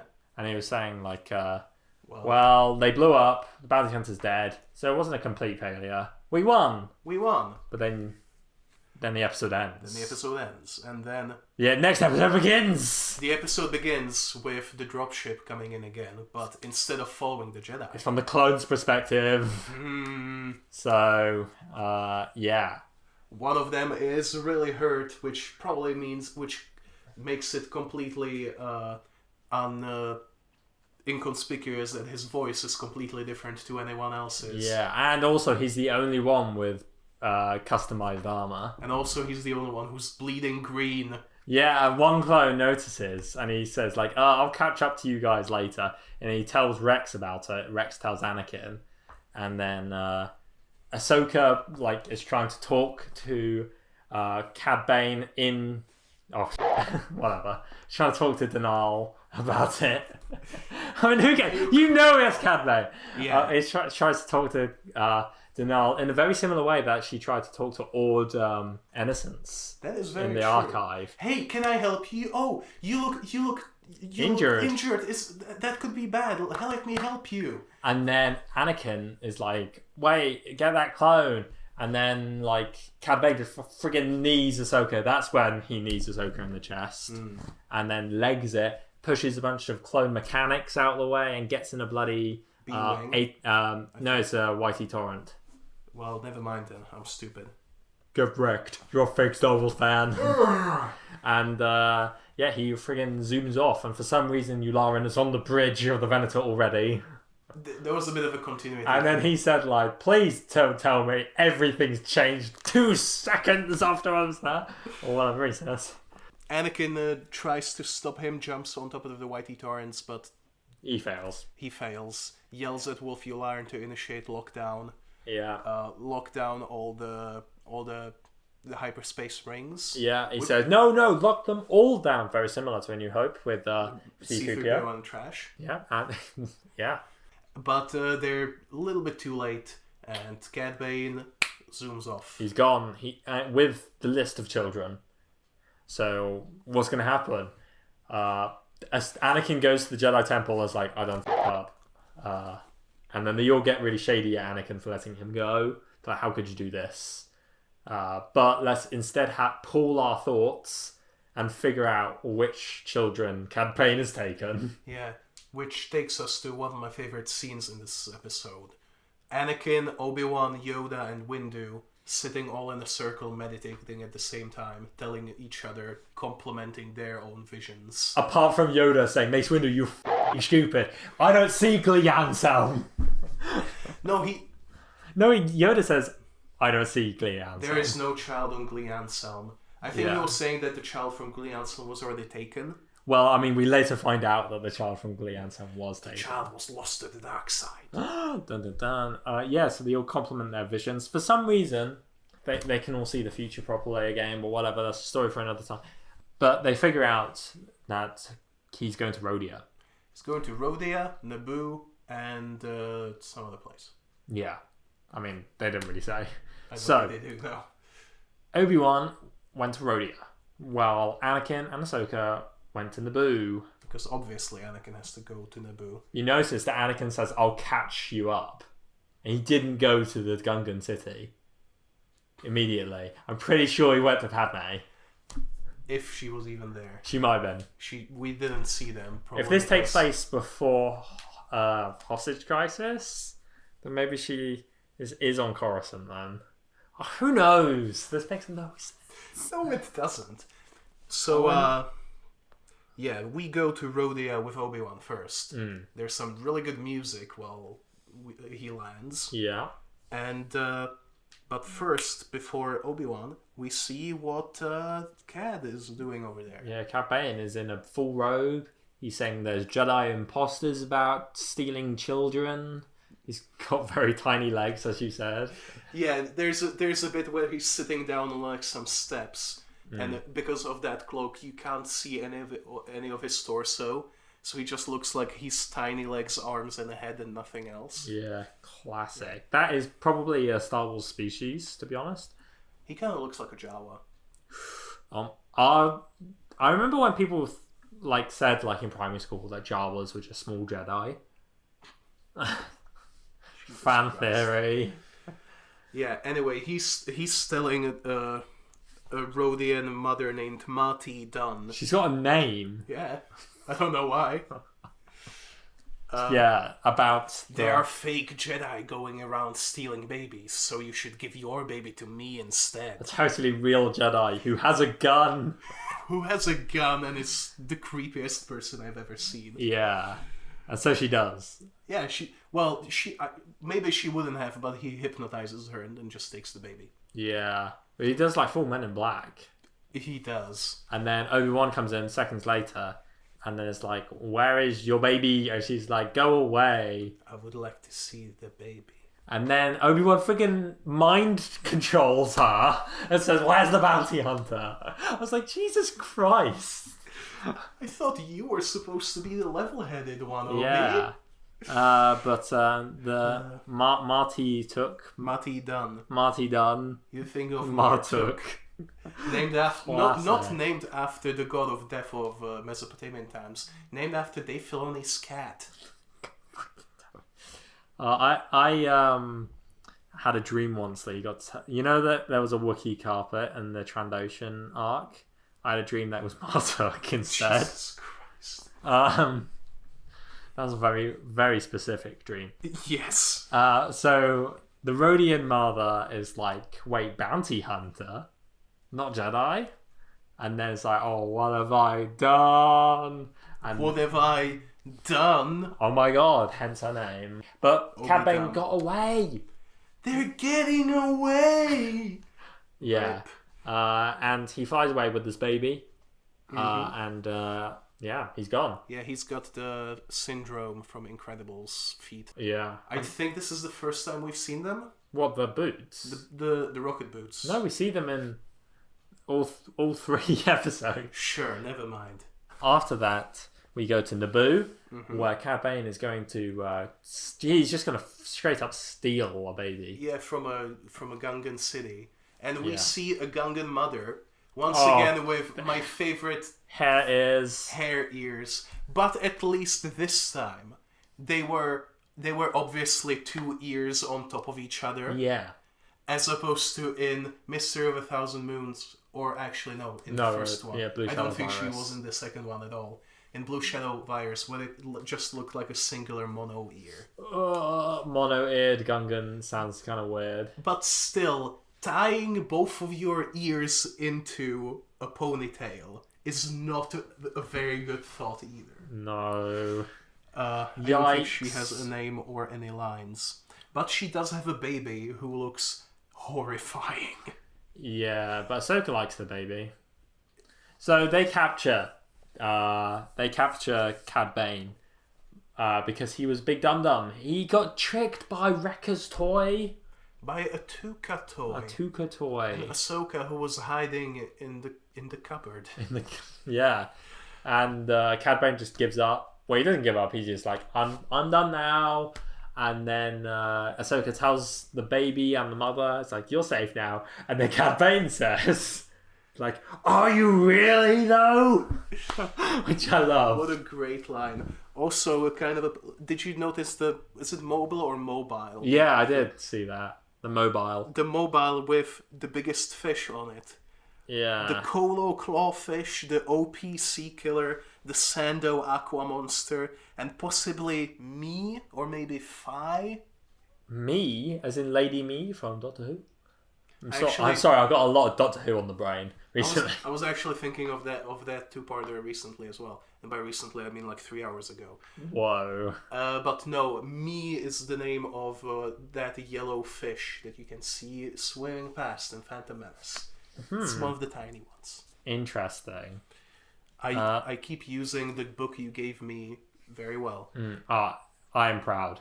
I am very thankful. So we see next Cad Bane. I assume on a Venator, right? I thought it was the Jedi Temple. Whatever. Just He's in prison. Somewhere where Jedi are. He's in jail. He's in jail, and Obi-Wan, Anakin, and Windu are like, bruh.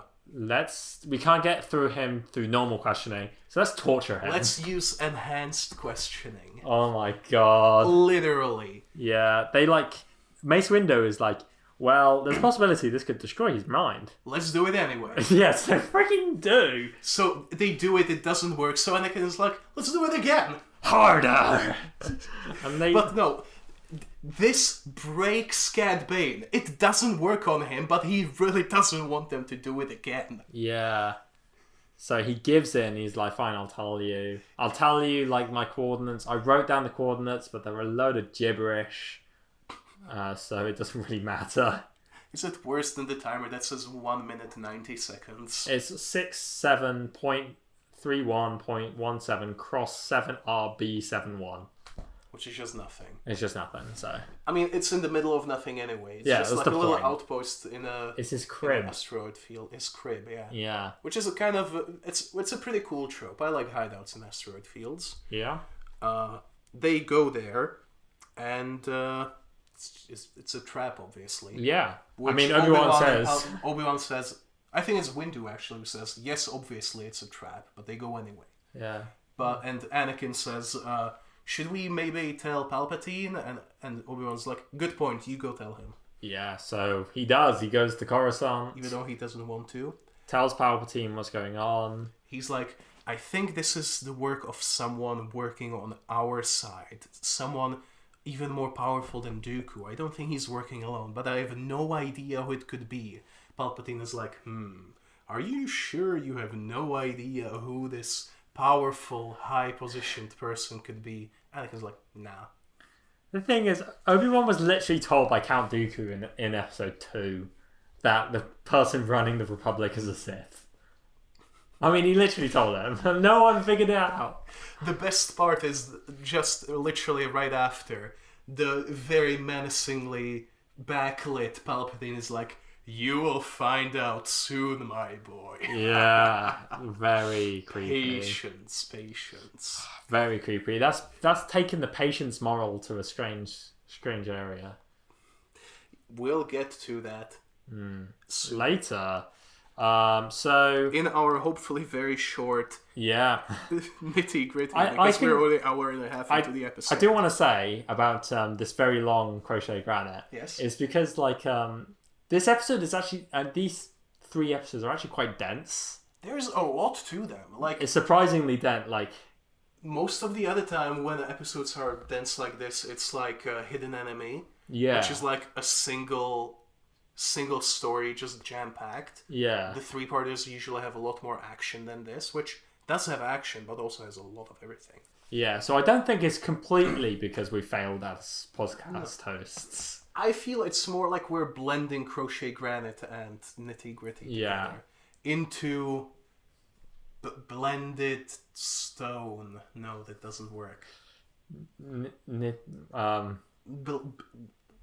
Crochet gritty. I don't know. Critty mitty. Crits. Critty grits. Oh my! Never mind. Henceforth, we are merging the 2 segments into Critty Grits. No. Anyway. Into Walter Mitty. Never seen that film. Me neither. Anyway, Anakin and Ahsoka are out just casually doing maintenance on Cad Bane's ship. Cad Bane deleted all of the navigation. Records. Yeah, he deleted his flight records. Sorry, he didn't delete the fuel records. Which the Jedi have a good trick on guessing where people have been based on their confirmed sightings and the fuel records. Yeah, so they crisscross it and then discover that, oh my, he went with Mustafar. But that couldn't possibly be it, even though it's the only other planet he went to. Yeah, literally. And there's lots and lots of volcanic ash on his ship. Can't possibly be there. But they go there anyway to check it out. And dun dun dun, that's Palpatine's secret base. Where he wants to brainwash babies into becoming his force-sensitive spy slaves. Yeah. Even though it will probably kill them. But he's I don't care. Yeah, I mean, if the Jedi were willing to kill Cad Bane to get the information about the babies, Palpatine just wants to kill the babies. Two birds, one stone? No, one bird, one stone. Is pro-choice. Oh my god. Oh my god. So it's kind of creepy, the whole thing, because Palpatine is like going over the crib in a hologram. It's being all creepy. He's like, yeah. It's like, well, do you have to do that in a hologram? How is he doing that? I don't know. Is he doing like VR? Does he see the babies the same way like this? You actually don't see his Oculus Rift. Because that's what the hood is actually obscuring. I just like plot twist. In a few years, it will be revealed that whenever you saw Darth Sidious as a hologram, it wasn't actually Palpatine. It was the kid from Ready Player One. Oh my god! No, he turned evil in Ready Player 2. Yeah, he did. He was already an incel, wasn't he? Wait, did he actually turn evil in the second one? I think he kind of did. Wow. Okay. Well, at least he turned evil, but like the author still treated him as the good guy. Oh yeah, that's on brand. Yeah, those stories are not good. No, I always like to imagine with Palpatine doing his weird Sith, hologram calls. I like to imagine like Mass Amida actually walking in, like, and that's how he finds out that Palpatine's a Sith Lord. And so Palpatine's like, Mass, please, you be good to me. Just shut the fuck up about this. I'll let you become Viceroy when I'm Emperor. I promise. But Palpatine finds out that there's an intruder in the facility. So he says, take all the babies to facility 2 and destroy the facility, and bye bye. And he pieces out. Yeah. And the place starts falling apart, but Anakin and Ahsoka save the baby. They save the babies. And they fight ROZ-67 nanny droids. They go out of their way to kill the nanny droids. Yeah. It made me... Well, no, the nanny droids attack them first. It's true. It made me think about, the bit with the baby. I say the bit with this a lot with baby. Like when steal the baby and he's holding the baby with all the stuff going on. It made me think of in Torchwood Miracle Day. I can't remember her name, firing the gun while holding the baby. I've never seen Torchwood. Never mind. It reminded me of Fast and Furious, I think 7. Or maybe Hobbs and Shaw, when there's a lot of stuff involving a baby. Yeah. And Jason Statham. Jathan Statham. What a terrible name. Jason Statham is not a bad name. It's just hard to say. Like Chevron. Chevron Statham. Anyway. So Anakin and Ahsoka save the 2 babies. One is a Nautolan and the other is a Rodian. So the Nautolan is from Glee Anselm, so Mace Windu was friggin' right. I think the point was that the baby was already taken. Yeah. I just find it funny. I think Yoda just said there's no baby on Glee Anselm. I got his quote, but I can't. Should you go for it? I'm gonna. But Yoda said, "Oh, I didn't write it down. I betrayed myself." Everybody betray me. I am tired of this podcast. Yeah, and so at the end of the episode, we just see Anakin and Ahsoka talking to the council, saying they saved the babies. So what are you gonna do with Cad Bane now? We've got him in jail, and they're like, "Yikes!" Yeah, he kind of got away because you see his place was full of booby traps, and Mace Windu stepped into one, and Obi-Wan said, "Now you really stepped in it," or "You really stepped in it now." Yeah, that was that. I was like, that's not even a phrase, Obi-Wan. I think it is, but it was very weird. The only time that phrase would work is if it's you really stepped in it, as in poo. Yeah.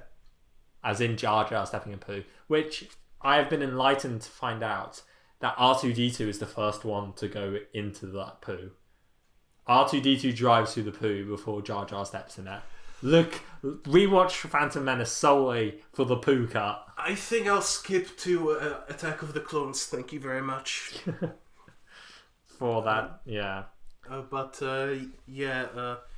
They activate the booby traps. Cad Bane fireplaces through the wall.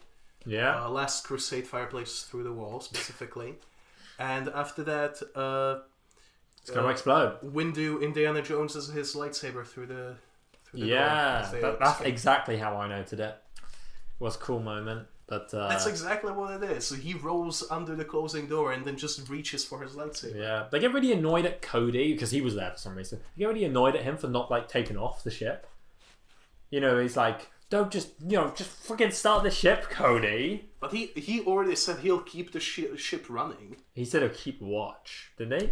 I think he said he'd keep the ship running. Oh, so Cody was just turned off the ship. He turned it off to save fuel. Anyway, I think now's a better time than any to move on to nitty gritty because I have a question for you. Do tell. What happened to those two children, to those two babies? They do not know who the Northern is. I would assume the Jedi just kept them. Yeah, that's what I was thinking. That's dark. The Jedi just like, oh well, your child got kidnapped.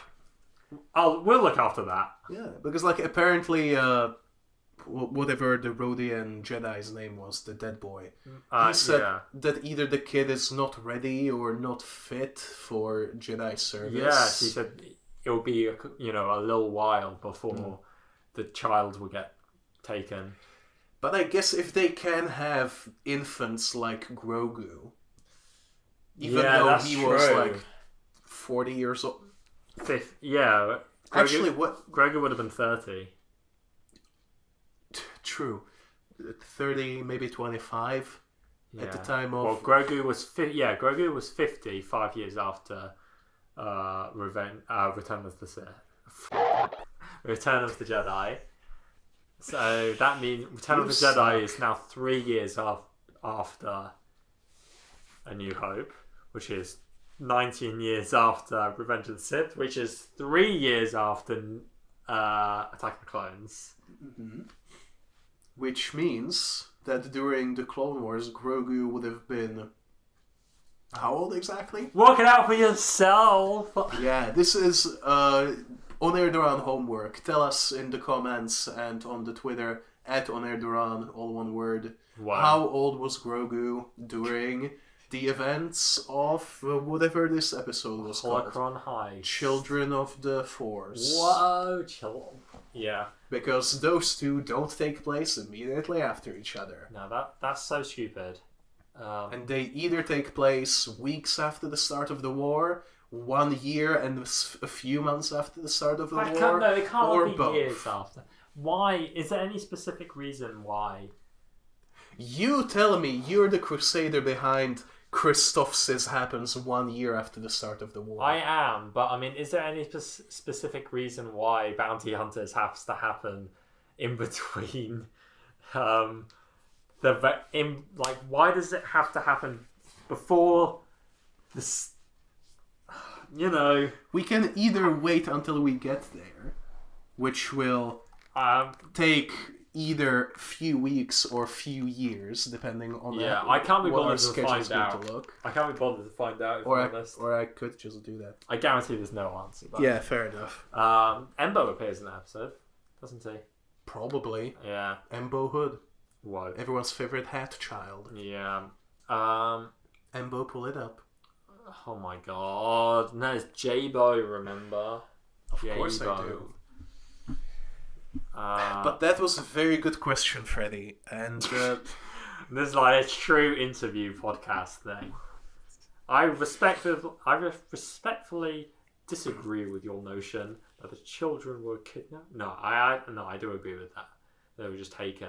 But it's kind of an insight into the kind of iffy practices of the Jedi this entire time, because I mean, the Jedi torture Cad Bane, the Jedi just take the children, probably. The Jedi were going to take the children. The Jedi have like a police state knowledge of all of like the force sensitivity of all children in the friggin' galaxy. The Jedi were going to take over the Republic. Yeah, they were. Yeah, Mace Windu says as much in in Revenge of the Sith. I'm a Star Wars fan, I promise. I know, you hate Star Wars.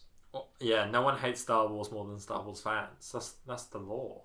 That is the law. What? I'm the law. I knew you were going to say that. But there's a few other things that were on my mind that I kind of forgot. But, oh yeah, the bit when Anakin was slowly pacing towards the battle droids that were saying, like, there's 3 of us and only 1 of him.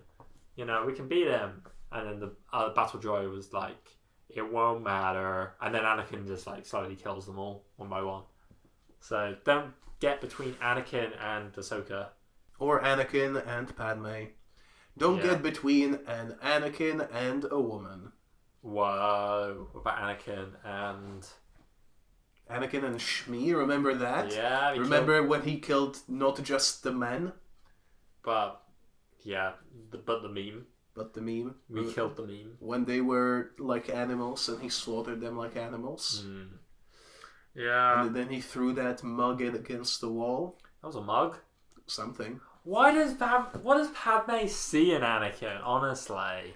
Probably a little bit of Stockholm syndrome. Yeah, we established he has a super laser gun in his pocket. We established last episode and I'm not only talking about his lightsaber. Bruh. We established last episode that they literally have 0 chemistry. It depends episode to episode, but in Hostage Crisis, he's the worst. Yeah, and I think we made the bad writing of their love, you know, of their romantic conversations canon, as in like they're just not very in tune with each other. I do not know what this is. Yeah. It just doesn't work. Yeah. They should not be together at all. No. Because obviously true love is Rex. Whoa. What, Rex actually, and that's still not very good, no. Rex is even younger than Ahsoka. Oh my god. Rex is like 12? At this point, yeah, probably. Yikes. His true love is the angel from Mystery of a Thousand Moons, maybe? Because they both have terrible chemistry with anyone and everyone, and bad lines and bad writing. Yeah, I watched something recently that did the same thing, that had the same thing as like what the angel did. You know, eavesdropping a meeting. I can't remember what it was though. That's annoying. Many badly written things. It was something that I knew that I was watching it. I knew that you would have also seen it. Avatar? No, I might have been in Doctor Who. Mayhaps. I'll tell you what.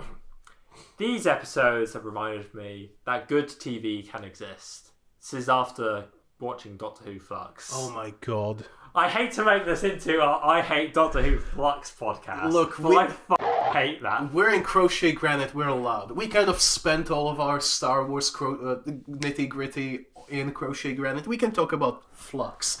Okay, let's talk about goddamn Flux, okay? What is... Remember that scene when Dan, of all people, tells the rest of the gang that Carvanista's race is gone? That entire scene was 6 seconds long. That emotional episode, that emotional scene, in theory. Yeah. When the person who has 0 chemistry with anyone, the person who has 0 reason to be there, the person who is not the person whose people died, just matter-of-factly says it to the 2 people that don't really have a reason to be there either, Belle and Vinder. Oh my god. And then the scene is just over. Yeah. And it's never brought up again. Yeah, they all got genocided. I don't even think you see Carvanista again. No. Well, no, I think you do. You do at the end because it's like Belle and Vinda and their dog. They made a joke about it. It's like, are you going to get Vicky's? And like, bro, this guy's he's the last of his species. Why? Oh yeah, they're leaving with him because Bella likes the ship. It's not even his ship. Yeah. It's just someone else's ship. Yeah, and I'm glad at least that Belle and Vinda aren't the Doctor's parents. I genuinely thought that Chris Chibnall was going to make them her parents. I don't see how that would... But I don't know. But the Doctor Chibnall, was also why not? complicit in 3 genocides. Oh? The Sontarans and the Daleks and Cybermen. She could have prevented the Daleks and Cybermen getting genocided by moving the barrier and them getting consumed by the flux. But then the Doctor made it so the barrier of the Lupari ships goes behind the Sontarans. So the Sontarans all died because of the flux. So they're all dead. So she just let 3 entire species get completely killed. That happened several times before. It never works. It never sticks. But like, I know it won't stick, but like, bruh, why is the Doctor just like letting that happen? Remember... I thought she meant to have a conscience. She like got super angry at that British officer for like blowing up like 8 Sontaran ships, but then like let like 50 million get exploded. She got super angry at British Donald Trump for killing spiders. Oh yeah, but let them suffocate to death instead. That's so much more humane. Yeah, and don't forget how the Doctor made Claire and Jericho get themselves tortured by the Sontarans, mentally tortured. She forced them to get tortured. Remember when Jericho was cool and interesting in one episode and then never again? And then they killed him off for no reason. For 0 reason. And Because now he dropped his ring. I'm waiting for a Big Finish Jericho series. Look, there's a 3 years gap where he could have conceivably been picked up by a different time traveler. Could have conceived. Yes. I guarantee, actually, I'm going to make a bet. There will be a Big Finish story with Jericho and the Meddling Monk, a.k.a. Rufus Hound. I don't know who that is. He's a prominent Big Finish villain. I see. So, played by Rufus Hound. I don't know who he is. British comedian. Oh, okay. Makes sense. But yeah. God, those episodes were pretty shit. But Jazz and the Doctor almost kissed. No, it's just queer baiting. I know. 100% queer baiting. Definitely. I didn't think it was that much. I think it was just a very awkward hug. I don't actually think it was a will they won't they moment. I think it was just like neither of them have. There is no reason why Yaz should. They keep calling her Jazz. No, I it's think Yaz. I know that her name is Yaz, but I think I keep calling her Jazz. Yeah. The Doctor is not nice to Yaz ever. No. Ever. No. So it's yeah. There is. Remember, there shouldn't be anything anyway. Remember in the first episode or 2 when Yaz was like, "You're super mean to me. Please stop doing that." And Doctor's like, "F you." And then like the next interaction they have together is Yaz watching that hologram of the Doctor being like, "Miss you." So fucking stupid. This is an abusive relationship. It is. It's terrible. It's almost. Is it as bad as like the 6th Doctor strangling Perry? I thought of the same thing. I was going to say at least she doesn't choke her. That we know about. That we know about, yeah. Who knows? They do we've have seen... that bed in there. Oh god, we've seen the Doctor like tell Yaz that it's not like up to discussion. This kind of stuff. This relationship is not flat.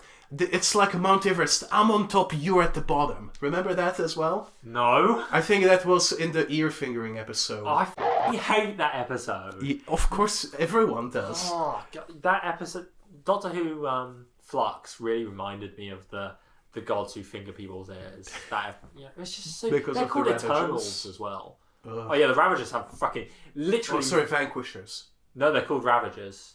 What is the Vanquishers now? I don't know. The episode was called The Vanquished, wasn't it? Oh yeah. Yes. The Ravagers literally do not know why they're doing what they do. We don't know why Azure was on that fucking Iceland with a husband disguised as a human. That makes zero sense. We don't know what the distress call was. We don't even know what the deal is. And then they just get... They go to actually on the planet of time and then meet the embodiment of time. And which is themselves. And it kills them. And then it tells the Doctor, cryptic things about the Master. And then f***s off. Oh my god. It made zero sense. It felt to me like not a script that was filmed, but a brainstorming session that was filmed. Every single idea that Chibnall has, and he put it into 6 episodes. I mean, think of that's 6 hours of TV. That's literally the same. Is it the same runtime as the original trilogy? Probably slightly less. I think they're all over 2 hours. Yeah, but like still, about as much. Still. And what did we learn? There's no payoff. There's no payoff. Dan is there for no reason. I don't forget how Di says that then she's not going to go on the date with Dan because he was late, even though he got abducted by aliens. Some people are saying that she did it so that he can go with the Doctor like she did intentionally. I don't think so. No, I think it was just bad writing. Yeah. That's so stupid. Why was the fob watch? Why could Azure and Swarm go into the fob watch? And why could anyone go into the fob watch? What? Because normally when you open the fob watch, you just get the memories back, right? Why was the Doctor getting flashes of the mansion in the fob watch in episode 2? How could she remember any of it? Like, she still remembered parts of the Atropos stuff, right? I don't. Or was no? That was when she was in the time machine. What on the Maury? What even are they? Why were the angels after Yaz? Oh yeah, they were after Yaz. Even though it turns out that the next episode they're only after the Doctor. Why was the TARDIS growing extra doors? Oh yeah, and dripping black stuff. They didn't even address that. No. They didn't even address the fact that the entire universe has been destroyed by the flux. Except for Earth. Because they didn't reverse it. Why is there a sun? Why are there stars? Yeah, they kept saying in the last episode how the potential of reversing the flux. They never did. They never reversed it. So the universe is just gone. Why? But they're just going to say that it's back the next episode. Why can a universe-destroying force, the final flux, be stopped by a prison? And how does Di know about that? How did the Lupari create a shield that can stop a universe-destroying cataclysm? Yeah. And no one else can. No one else?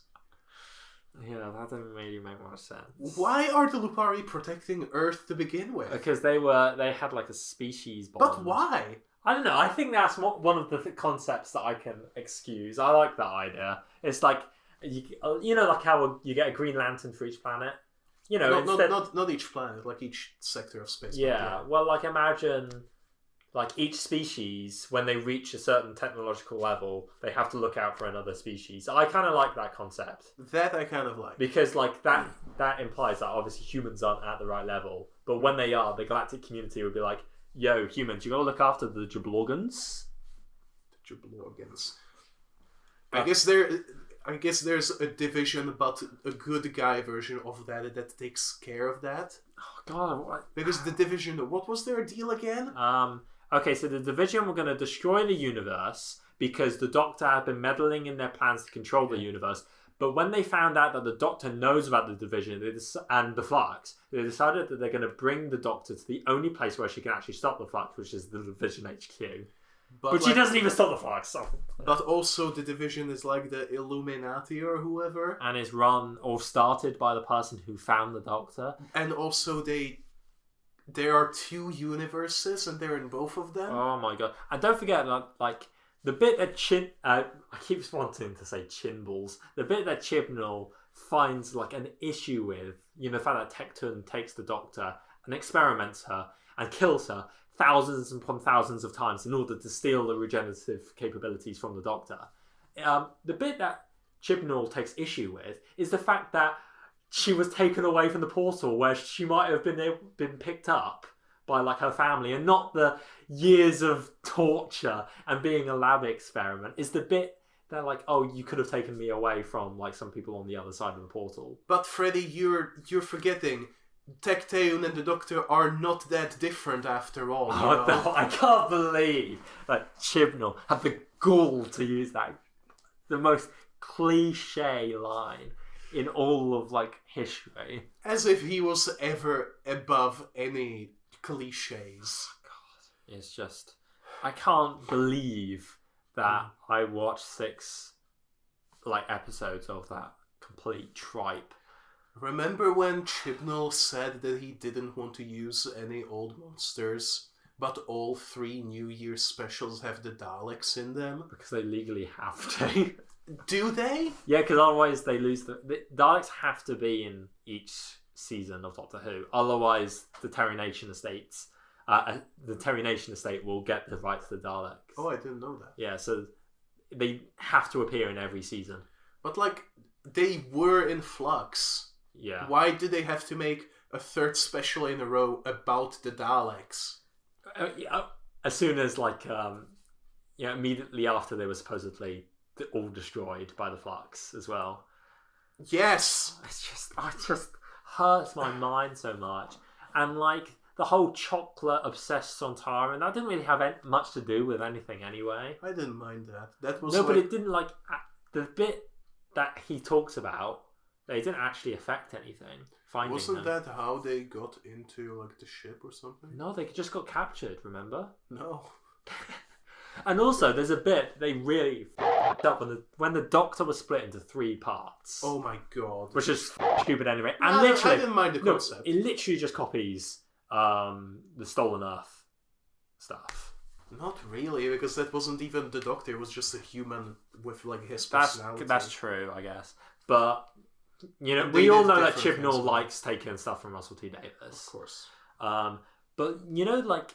So the Doctor got split into 3 parts. One of them was on the Division HQ. One of them was in the caves under Liverpool, and the other one was on the Lupari ship with with Bell and that. But when we see, so the Doctor goes from the Lupari ship to the caves under Liverpool, and then they decide that one of them's going to stay in the caves, and the other one with Kate, who was there for some reason. She did nothing. She did literally nothing. I have a theory that they replaced. Originally it was Captain Jack, but after the backlash of Captain Jack's token appearance, they decided to replace him with another token appearance. He did nothing in Revolution of the Daleks either. Yeah, I know. So they send one Doctor to go find Vinda, and another Doctor was going to stay. So okay, that we know where all 3 Doctors are. But when they go to get Vinda, you see the passenger, and the Doctor's walking around the passenger, talking about the passenger, but she's actually talking to another Doctor. And I thought this, I thought like, oh, maybe it's just really shoddy editing, because it looks like she's actually talking to herself, like as in 2 Doctors. I was like, it must just be bad editing. But when they get Vinda on the TARDIS, you can see 2 Doctors. You can see 2 Doctors on the TARDIS. They really f*** up with the amount of Doctors there are. But there were meant to be 2 Doctors on the TARDIS. No, there were meant to be 1 Doctor on that TARDIS, because the other Doctor was still under Liverpool with Kate. I'm pretty sure 2 of them were meant to... No, only 1 of them went there, because 1 Doctor was on the Division HQ, 1 of them was on the Caves of Liverpool, and the other one went to get Vinda. But wait, wasn't 1 Doctor captured on the Sontaran ship, and then another Doctor shows up? And then those 2 go to save Vinder. Yeah, sorry. No, only 1 stays behind, because 1 is with Kate at the same time concurrently. Oh yeah. I guess there were 4 Doctors at one point. Great! Plus, I think you said that when we met on the street, that the effect of the switching perspective looked like she was teleporting there anyway. Oh god, no, I didn't say that, but I do agree, because people just seem to teleport everywhere, because they never, much like in Rise of Skywalker, they never show TARDIS going anywhere. So people just seem like they're teleporting to different places all the time because you don't see the TARDIS moving. Yeah. And it's just so, oh my god. And like the editing to begin with, like the amount of cuts they made in the middle of Jodie talking, you never know why were they cutting so much when there was even just one Jodie there. It felt like they were trying to make her performance better or something, like snappier. Why was the Grand Serpent even in this series? He literally just gets left on a rock in space. Why were Belle and Vinder there? I know. At least if they were the Doctor's parents, they would have a purpose to the story. But they literally have zero purpose. How long has Belle been pregnant? A long time. Because it's either that or it's not Vinder's baby. Because Vinder has been on that space station for a long time. Yeah. 13,000 rotations. However long that is. But it can't be like less than a month, right? Yeah, so we're starting to see like some drama going on. The so fucking stupid. Yeah. At least Russell T Davies is coming back. That's the only thing I'm really looking forward to. I'm looking forward to Jodie dying. Oh my god. Jesus Christ. It did seem the moral implications of what the 13th Doctor was doing, I think links to the moral implications of what the Jedi were doing in this three-parter. How dare you tie this back so I'd have to keep it in? You're welcome. I mean, it's the only way to pad the runtime of this podcast episode. Yeah, I feel like we kind of have to give up on my computer. Yeah, and the reason is, guys, is that we ran out of steam a little bit because we had to stop for about 10 minutes when Luke's laptop crashed, basically. So we're using my one microphone for this half. Don't say half. I don't want this to be 3 hours long. Is it already 3 hours? No, it's 2 hours, 9 minutes. Okay, we should probably... Do you fancy going on to Motto Rancisis? Actually, I do, yeah. I kind of want to get this over with, honestly. Yeah. Okay, so the motto Rancisis for Holocron Heist is a lesson learned is a lesson earned. Which is...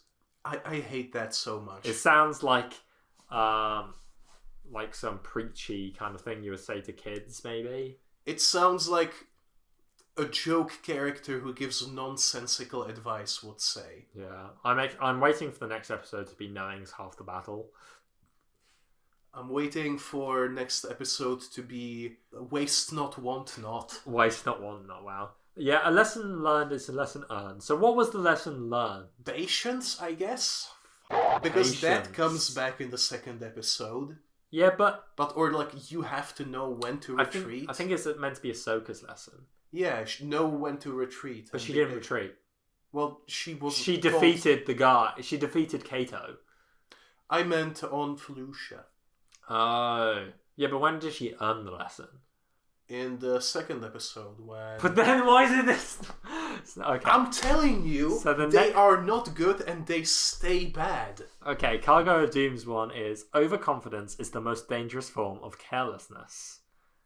I mean, I guess because Anakin was overconfident. I mean, he did slowly walk. He slowly ate chicken and walked his way to Ahsoka, who was captured by Cad Bane. And in that time, Cad Bane was probably putting on the binders and putting her in the airlock. When if Anakin just belted it, he would have got there in time. So overconfidence there. At least it's not completely drivel this time. Yeah, I guess. And what about the third ep? Well, Children of the Forces, the first step to correcting a mistake is patience. Well, and ties it all together, I guess. The patience is that instead of rushing to saving the children, they go on an adventure and bounty hunters. Yeah, they just take a little bit of break, you know. Yeah, you have to save some farmers. Those children can save themselves. Oh, that reminds me about the babies. Yeah, like 100%. They can't have used a human baby because it just their heads were huge. Their heads were absolutely massive. Imagine a human baby looking like that. Put it down. Put it down. Just If you put it down, it would probably like topple and balance on the top of its head. Oh, what, like those balancing toys? Like the kid in Shark Boy and Lava Girl when his head gets expanded. What? Whoa. When they're having a dream of. I didn't finish that movie. It was bad. It wasn't even like enjoyably bad to me. I was really disappointed. I remembered it being so bad it was good. It was just bad. It was bad and boring. Yeah. Sadness. When Spy Kids 4, well, I mean 3, no. Spy Kids 4 exists. Spy Kids 2 is the one with the creatures. Yeah, Spy Kids 3, is that the one with Elijah Wood? Who's like, I'm the guy. And then he immediately dies. Spy Kids 1 is the one with the thumb men. The first one. The thumb people, yeah. Yeah, that's the one I most remember. That's the one I first watched. It's the one with the submarine. When you press a button, you get a burger. Muffin button? That's a... Muffin button? That sounds a bit... That's a Dragon Ball Z abridged. I guess that's where they got the joke from Spy Kids. Whoa. Dragon Ball Z abridged, crossover with Spy Kids, crossover with Star Wars in our podcast, that crosses over with Doctor Who Flux. Air-Deraan Star... Well, Antonio Banderas, none of the child actors appear in Star Wars, so technically their characters could exist. Did you say Antonio Banderas is in Star Wars? No, isn't in Star Wars. Oh, nice. Imagine if he was. Who would he play? Or who would Luke Evans play? As we know, they're the same person. I feel like Antonio Banderas should be a bounty hunter. I thought you were going to say Thrawn. No, we already have too many Thrawns. Yeah. We have Lars Mikkelsen and the one whose name I shall not speak. The James Bond. Yeah. Oh, but Pierce Brosnan is officially the face of Thrawn, of live action Thrawn. Didn't we cast another Thrawn? Did we? Like a super cursed one? What's the most cursed Thrawn? I don't know. It could have been Sacha Baron Cohen. The guy that says pwned. I pwned my wife. My wife! He doesn't say I pwned my wife. It's her... What is it? Her taint / brown area still pwns my dick or something like that. God. And yet he was still able to see the mind-blowing ending of Rise of Skywalker on set. That really was not... That ending of Rise of Skywalker was not mind-blowing. It's mind-blowing how bad it is. Yeah. I don't think he said... Was it he who said it was mind-blowing, or was it JJ who told him don't look because it would be mind-blowing? Oh, I think JJ said it, yeah. Which it kind of makes sense, considering it wasn't. He's so far up his own ass. Yeah. Yeah, yes. He got his son a writing credit, didn't he, for a Spider-Man comic? Yeah, even though it was bad, right? I don't know. I haven't heard much about it. I heard it was fine. Or at least the first one was. Just fine. Just fine. It was like Spider-Man 4. Never mind. Spider-Man Year 1. That's such a boring thing to call things. I want Batman Year 68. Specific. Yeah, will he survive? Is that when the Soviets invade the Batcave? What? 1968 was when the Soviets invaded Czechoslovakia. Oh. Well, the Warsaw Pact, but Soviets were... Rip in peace. At the helm. Yeah. Yikes. Oh, Batman comes to stop it. I'm sure he comes does. to help the Czechoslovakia. Batman against 500,000 Eastern Bloc troops. Who would win? Obviously Batman. Yeah. Have you ever read about the story when Superman lands in the Soviet Union instead? Superman Red Sun. That one. Yeah, and then there's Russian Batman, and he blow up a load of people? Probably. He wears Ushanka. Yeah. The big fuzzy hat. Yeah, isn't that inspired? That was sarcasm. Oh, I thought you were going to say inspired by something. No, I mean... Why do you have the Twin Towers? Why do you keep looking at I don't know! Look... It just... That picture was just in this house before we were here. It is just a city. It's just a picture of the cityscape of New York that does have the Twin Towers. Why are there so many paper airplanes under the picture? That's a joke, by the way. There are no paper. God damn it. That reminded me of some terrible jokes that were, or not jokes, like do you remember the guy who did the puppet? The puppet stand-up. Ahmed the Dead Terrorist. Yeah. Jeff Dunham. Yeah, that's not funny in hindsight. No, not really. I remember watching it a lot when I was like 7 or 8 or something. Death tracks, like the 2010s were a lot like, hey, Arabs bad, right? Yikes. The 2000s, looking back, pretty bad decade. What about the 2010s?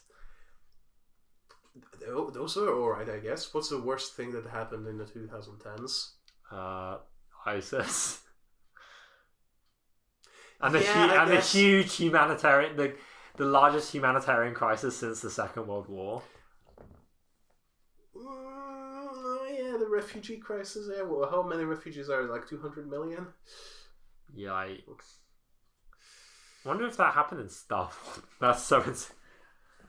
Dude. But I mean, like, there probably would have been after the Clone Wars when you think about it. The closest thing I can think of is there was a short Princess Leia comic where she has to deal with all the survivors of Air-Deraan.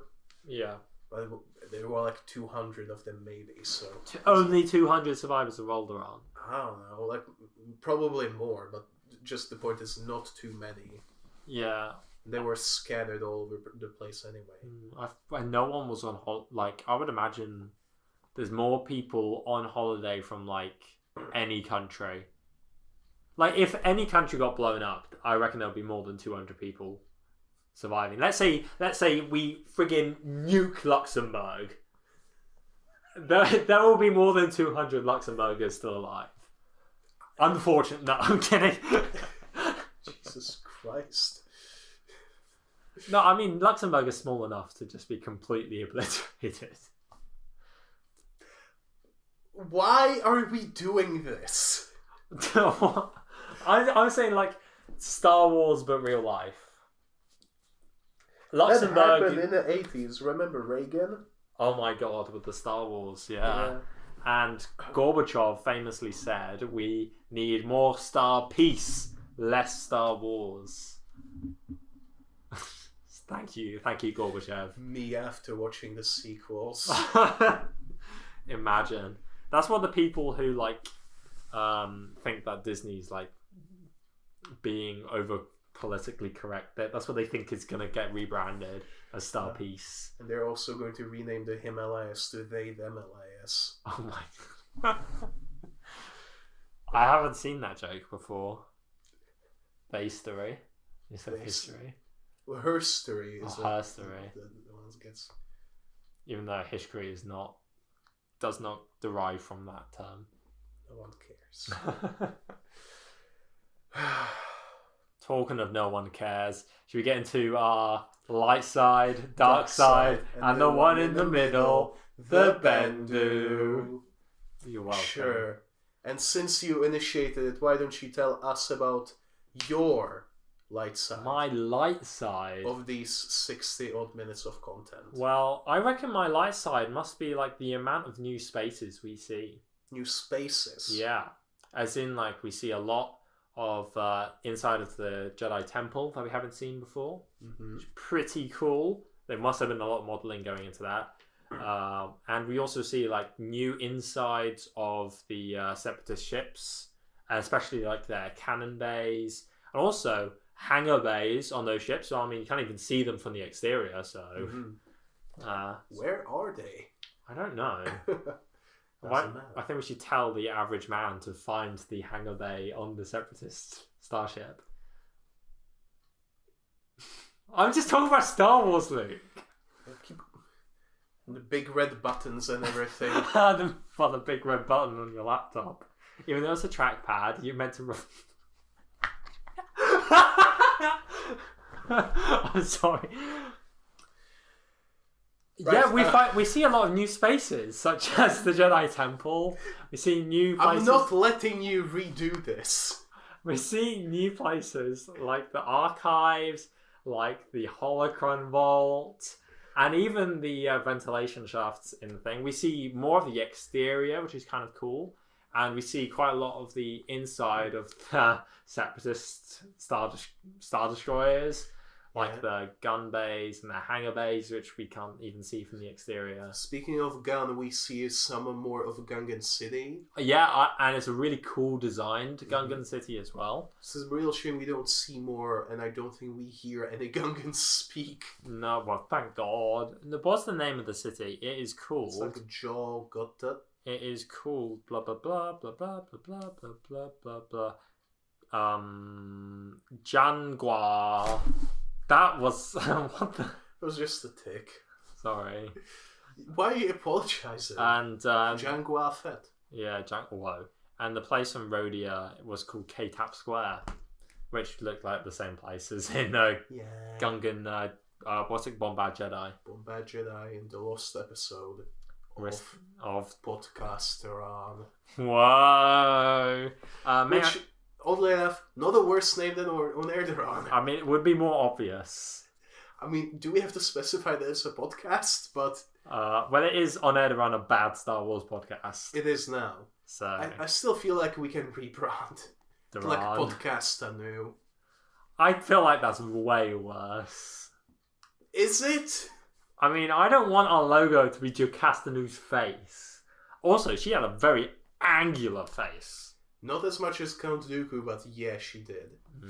You could, like, get a set square on those cheekbones. Oh, what now? A set square. What's that? That L-shaped thing. Oh, that. Sure. I thought they said sex square. So, whoa. I wouldn't be surprised after all of this. Jocastanu and Kiadi-Mundi. Like a Jocastanud. Oh my, that is probably a name of like a fan fiction. I wouldn't be surprised. That should be the new name of this podcast. Jocasta Nude After Dark. Jocasta Ood. Why was an Ood in... Let's not go back to Flux. But why was there an Ood? On the Division place? Yeah. I don't know. Why was it an Ood? I thought maybe it would be Brian the Ood. You know, the Tennant's short-lived companion. Sure, but it was just nothing. It was just a nude. It was just... It could have been just a person. It could have been just a robot. There didn't have to be anyone there. It really wouldn't change anything. It didn't even have to exist. You know, I would actually go so far to say that none of those episodes needed to exist. Whatever. Back to the future. Jocastanu. What is your light side? Is Dan's house still shrunk? Yes, they never unshrunk it. Hence, where does he live? In the Liverpool Museum. He's a bum. Probably. So, and that's why I got told to f*** off, I die. Yeah. Anyway, what is your light side? My light side is that this wasn't Doctor Who Flux. That is pretty good light side. Is it Flux or The Flux? Just Doctor Who Flux. Sure. Why did they rebrand it just for the Flux? It's so stupid. I don't know. I guess they try to make a big deal out of the fact that it's a serial. Like, Chibnall wanted his own Infinity War event. I guess. I genuinely think that's what it was. It's been so long. The way Swarm disintegrates people is basically when people get snapped. Kind of. They turn into dust. So I think that was I think Chibnall wanted to like have such a grand thing, even though Still on Earth did Infinity War event much better. Why did he kill off Tecteun? Who even cares about Tecteun? She's super important to the Doctor backstory that we have to care about now. I don't want to care about it. Russell T Davies will probably ignore it. Yeah. Why do we care about the Mobius Doctors, you know? That's because Chibnall was obsessed with the Mobius Doctors.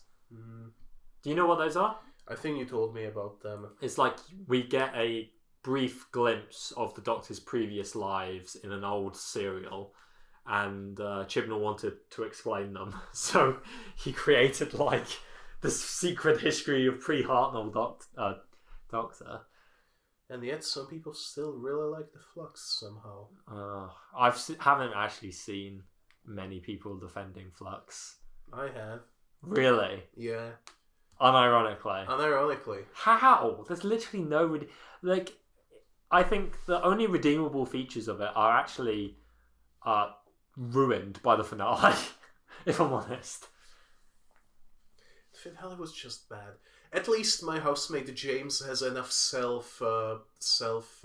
what do you call it? Awareness? Self-awareness to say, I know it sucked, but it's Doctor Who and I like Doctor Who, therefore I like the Flux.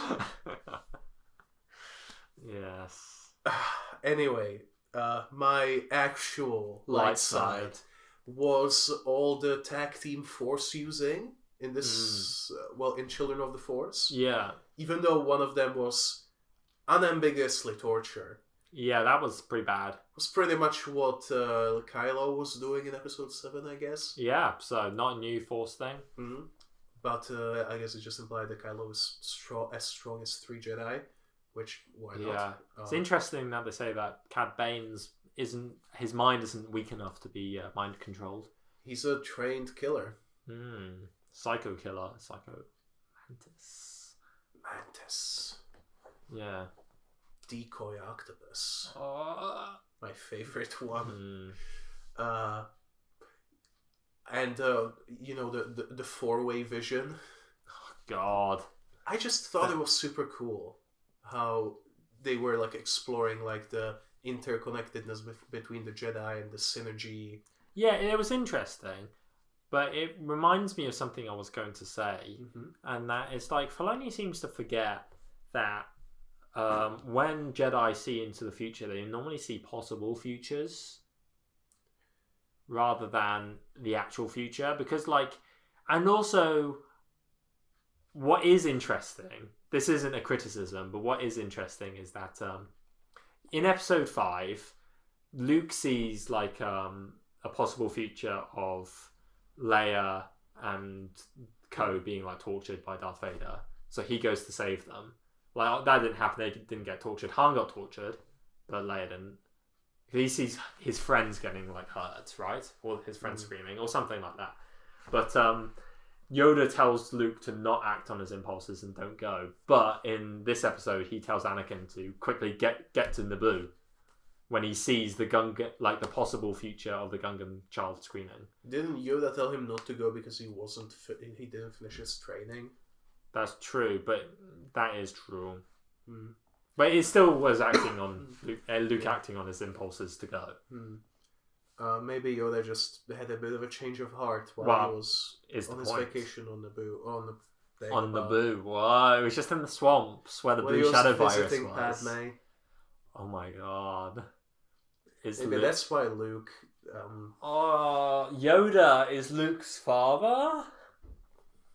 You don't know. Oh my god. I mean, he doesn't have green hair, so probably not. Jesus. Remember, what's his name again? Hera's kid? Jason Syndulla. Yeah, who has green hair. Because all human hybrids have the same colour hair as the skin of their parents. He's the only hybrid we know about, I'm pretty sure. Yeah, because normally... There are a couple, but like the only one on screen. Normally they say, and I assume this got carried over into Disney canon, like initially at least, that humans and other species can't interbreed. But that doesn't, why would they? I think there is a handful in some books, but that doesn't mean it's canon. So Jason is the hybrid, much Jason Syndulla.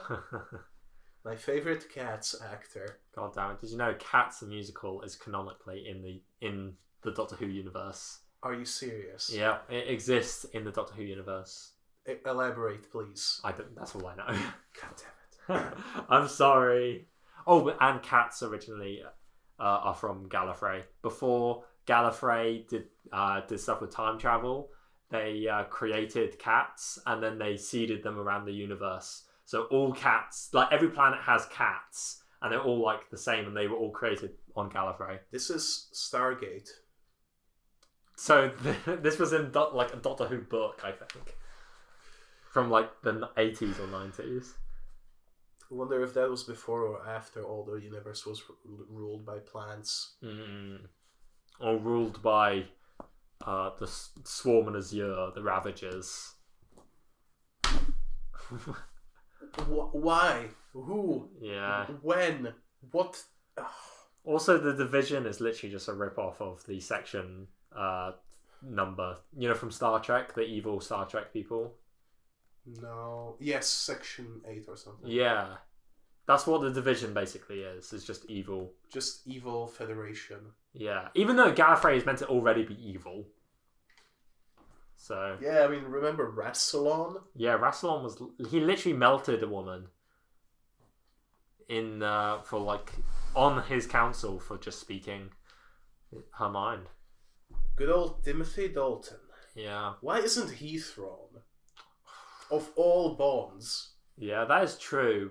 Imagine a Roger Moore Bond. I mean, Roger Moore. Roger Moore Thrawn. Imagine Roger Moore as Bond. Isn't that the silliest That sounds so stupid. Why would that ever happen? Yeah, Roger Moore as Thrawn. No. I would actually like to see Timothy Dalton in a role in Star Wars. But I don't know what. Like Talon Card. Talon Card. I have no idea what he's about. He's a smuggler dude from the know. Thrawn books, right? Imagine Timothy Dalton as Lando. Unironically, if we removed the obvious problem, he would be a good Lando. But he can't be. Well, because of the smile. Because of the smile and the mustache. Yeah. And because was it Simon Merchant kind of reminds me of an evil Lando from Hot Fuzz. Yeah. Obviously, he can't be Lando. But okay, what about... I can't remember his name for some reason. Describe, please. The Bees. The Bees? Not the Bees, specifically. Nicolas Cage? Yeah, he can play Lando, as we've established. Yeah. It's always Stormy and Camino. Yeah, it's less than 12 parsecs a slave. The main character is Lando. Yeah, luckily we did mention it last episode, so it's not completely out of left field. Yep. So, whoops. I think we also, I think we've mentioned it in every episode since. I mean, it's hard to forget. Yes. It's hard to forget less than 12 parsecs a slave. And now that we even have Malcolm XP3, who got killed by a gonk droid. he was the literally male coded droid. God. I think from this, we should get to... Sorry, figuratively. Yeah. I think we should get to the... dark side. The dark side. What is your dark side of these 3 episodes? Ooh, changing up the order. Yeah. My dark side in this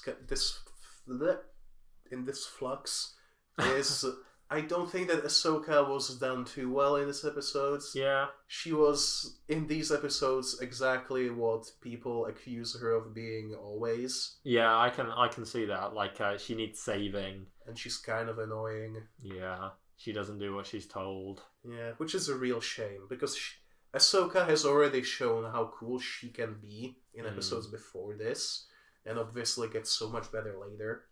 Yeah. No, I 100% agree. Like, she was sort of, like, underutilized in, like, her Ahsoka way. But maybe it takes a while for her character to be properly developed? Possibly.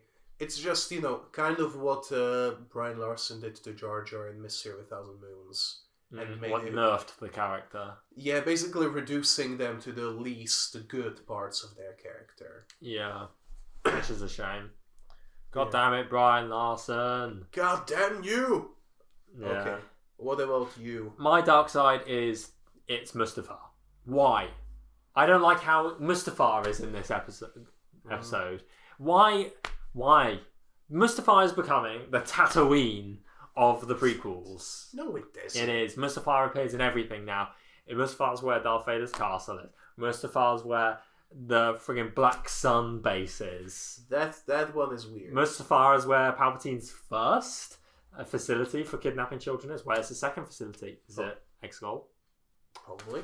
I mean, Exegol, I would assume, is already happening. Maybe. Or I think we only know it happening after A New Hope, at the very least. But whatever. Mustafar's also where like so many people end up like accidentally in the Mustafar system is the base of the Inquisitors. The Mustafar is where all the Jedi are lured to in order to kill them. That's probably because the Inquisitorius. Yeah, but it's more to Mustafar rather than that moon, whatever it's called. It's like Moonstafar. Nunchum or something. It's called the Moonstafar. Shut up. Mustafar is a moon, isn't it? It's caught between two gas giants, hence why its tectonic plates are being ripped apart, letting magma flow through. Nerd. In the Vader Immortal VR game, we find out that like a super weapon was activated that blew it so hard that it came out of the orbit of its gas giant and got caught in between two. It's kind of cool, actually. But yeah, I just don't like how Mustafar's used for this. Because, like, it sort of... I don't know. I like the idea more that Mustafar was just a random planet that the Confederacy, like, council went to in Episode 3. It had to be at least kind of important for them to... Well, no, they were hiding. Yeah, they were in hiding. And then... I don't mind. I like the fact that Darth Vader built his castle on the place where he experienced the most pain. That makes sense to me. It doesn't make sense to like why so many other people are using Mustafar before. You know, just use another bloody lava planet if you want. Just go to Onderon. Yeah. Everyone else goes to Onderon. If it was Onderon, wouldn't mind. No, if it was Duxun. Oh my god. Unironically, wouldn't mind. Unironically. Have we seen Duxun in New Canon at all? No, because the moon we see on Onderon is a small virgin moon. It's not Chad Duxun right up close, so close that the atmospheres merge. To be fair, that only happens once a year. But every time it happens, the Beast Riders come down. Yeah, and steal women, probably. And sometimes the Mandalorians are there. Sometimes. That's where Mandalore the Indomitable was defeated, right? I couldn't tell you. I don't remember. In the one where Revan was involved. Maybe. Yeah. Revan was involved after they've been on Duxun for a while. Yeah, but they were finally defeated. The Mandalorian Wars was ended on Duxun. They went there, I think, when Ulic Qel-Droma was there. No, that happened. That happened like 500 years before Revan. Sure, whatever. I don't care. Yeah. It's Star Wars. And Frieden the Nad's Force Ghost was definitely destroyed during the Monarchy Wars or whatever. Oh yeah, was. By what's his name? You convinced me that was true for a minute. I just didn't see that it was the fan on the wiki. Yeah, that honestly made me like scared. That's something that Kyle Katarn and Galen Merrick went to war together. And Kyle died because he got blasted by a spear. Although, this has made me think as well that, like, I unironically wouldn't mind if Star Wars had an overabundance of canon material as Doctor Who does. I have to be home in 10 minutes. Oh, we'll wrap up very quickly. Oh shit, I'm so sorry. No, it's okay. I lost okay. track of time. Probably during Flux. No worries. But, finally, what is your one in the middle of the Bendu? I couldn't tell you honestly. My one in the middle of the Bendu is the mobile with all the fish on it. Really? Why would you put all the biggest predators of Naboo over a child's head? Why do people put stars over people's head? Stars will explode and consume all life. Okay, fair point. There's always a bigger star. Probably not. There's bigger star than the sun. Bigger star than the bigger star than the sun. The bigger star than that. and you could go on at least 3 more times. At the very least. I've seen that video when they compare the stars. Same. So anyway, speaking of same, what's your one in the middle? my one in the middle of the bendo is an interesting feature, and it's when Ahsoka actually uses the Force to figure out which cell Bolo Rapal is in.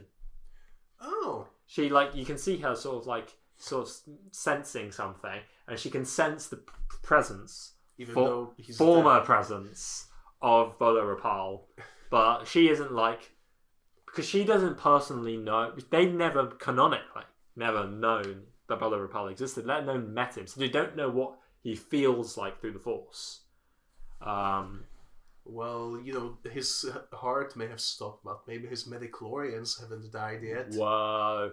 But I feel like Jedi are able to sense the absence of life as well as life. How can you... Because with the absence of life, it's a hole, isn't it? It'll be a hole in the Force. But if rocks have Force, why not dead bodies? Well, maybe they do. Maybe the atoms of Bolo Rapal were sending off signals. Well, if the mold on his feet... Yeah. Oh, it's still alive. Yeah. But the point is that Ahsoka could sense that Bolo Rapal was in there, but she wasn't trained enough to know that he was dead from just sensing it. But I feel like a more experienced Jedi would be able to sense that, oh, he's dead. Probably. That's why she was so dismayed. I actually really liked the performance on that. Yeah. Master, I found him. Yeah, he don't be dead. I like the performance when Ahsoka was trying to get Anakin to sacrifice her. Actually, at the airlock. Yeah, the writing for Ahsoka may not have been great, but actually X-Teen did a great job. Yeah. I think there was still some good moments, so I'm happy with that.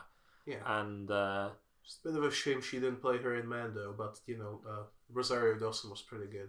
Yeah. Although again, the writing. Yeah, sadness. I still prefer to Mystery of a Thousand Moons, but that's a story for another day. Because right now we have to wrap up. We do have to wrap up, actually wrap up, which is the first time we've ever had to do this. Kind of, yeah, I guess. Actually, no. Remember our only 1 hour episode? Oh yeah, I remember that. The classic Rishi Moon. No, not Rishi Moon.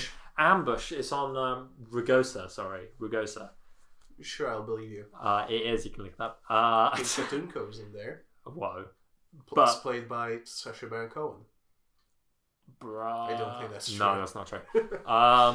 Yeah, so for the first time, we're going to have to set that 1 minute so-and-so timer that Cad Bane has to blow up Todo and hope it doesn't blow up us. 1 minute 90 seconds. Yeah, that's 2 minutes. That's 2.5 minutes. Yeah. Why? Never mind. Unless Star Wars takes place in revolutionary France and a minute is 100 seconds. Whoa. Metric time. I hate that so much. Yeah, but the French tried it. They did. It didn't work. Yeah, the only reason you use metric is because of the French. Basically. Yeah. Similar to the only reason why many places drive on the right. Yeah, because of the French. Because of the Germans. Because of the Austrian, actually. Well, the Germans only drive on that side because of the French. Oh, never mind then. Because the French wanted to be different. Because that's genuinely the reason, I'm pretty sure. Yeah, but the Nazis made it a rule in many of their occupied territories. Oof. That's an oof. So at least Czechoslovakia drives on the right because of Hitler. Thanks, Hitler. Hitler. And on that note, I feel like it's safe to say we really did have a good one with this episode. These 3 episodes. Right? I did.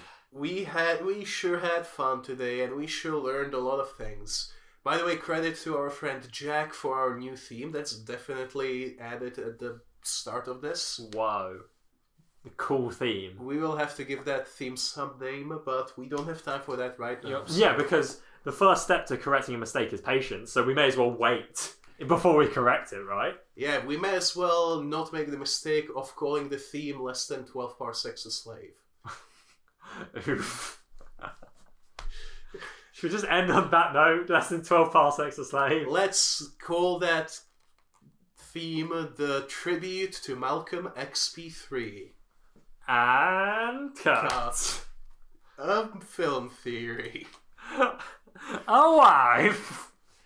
We're doing all the greatest hits, aren't we? Yeah.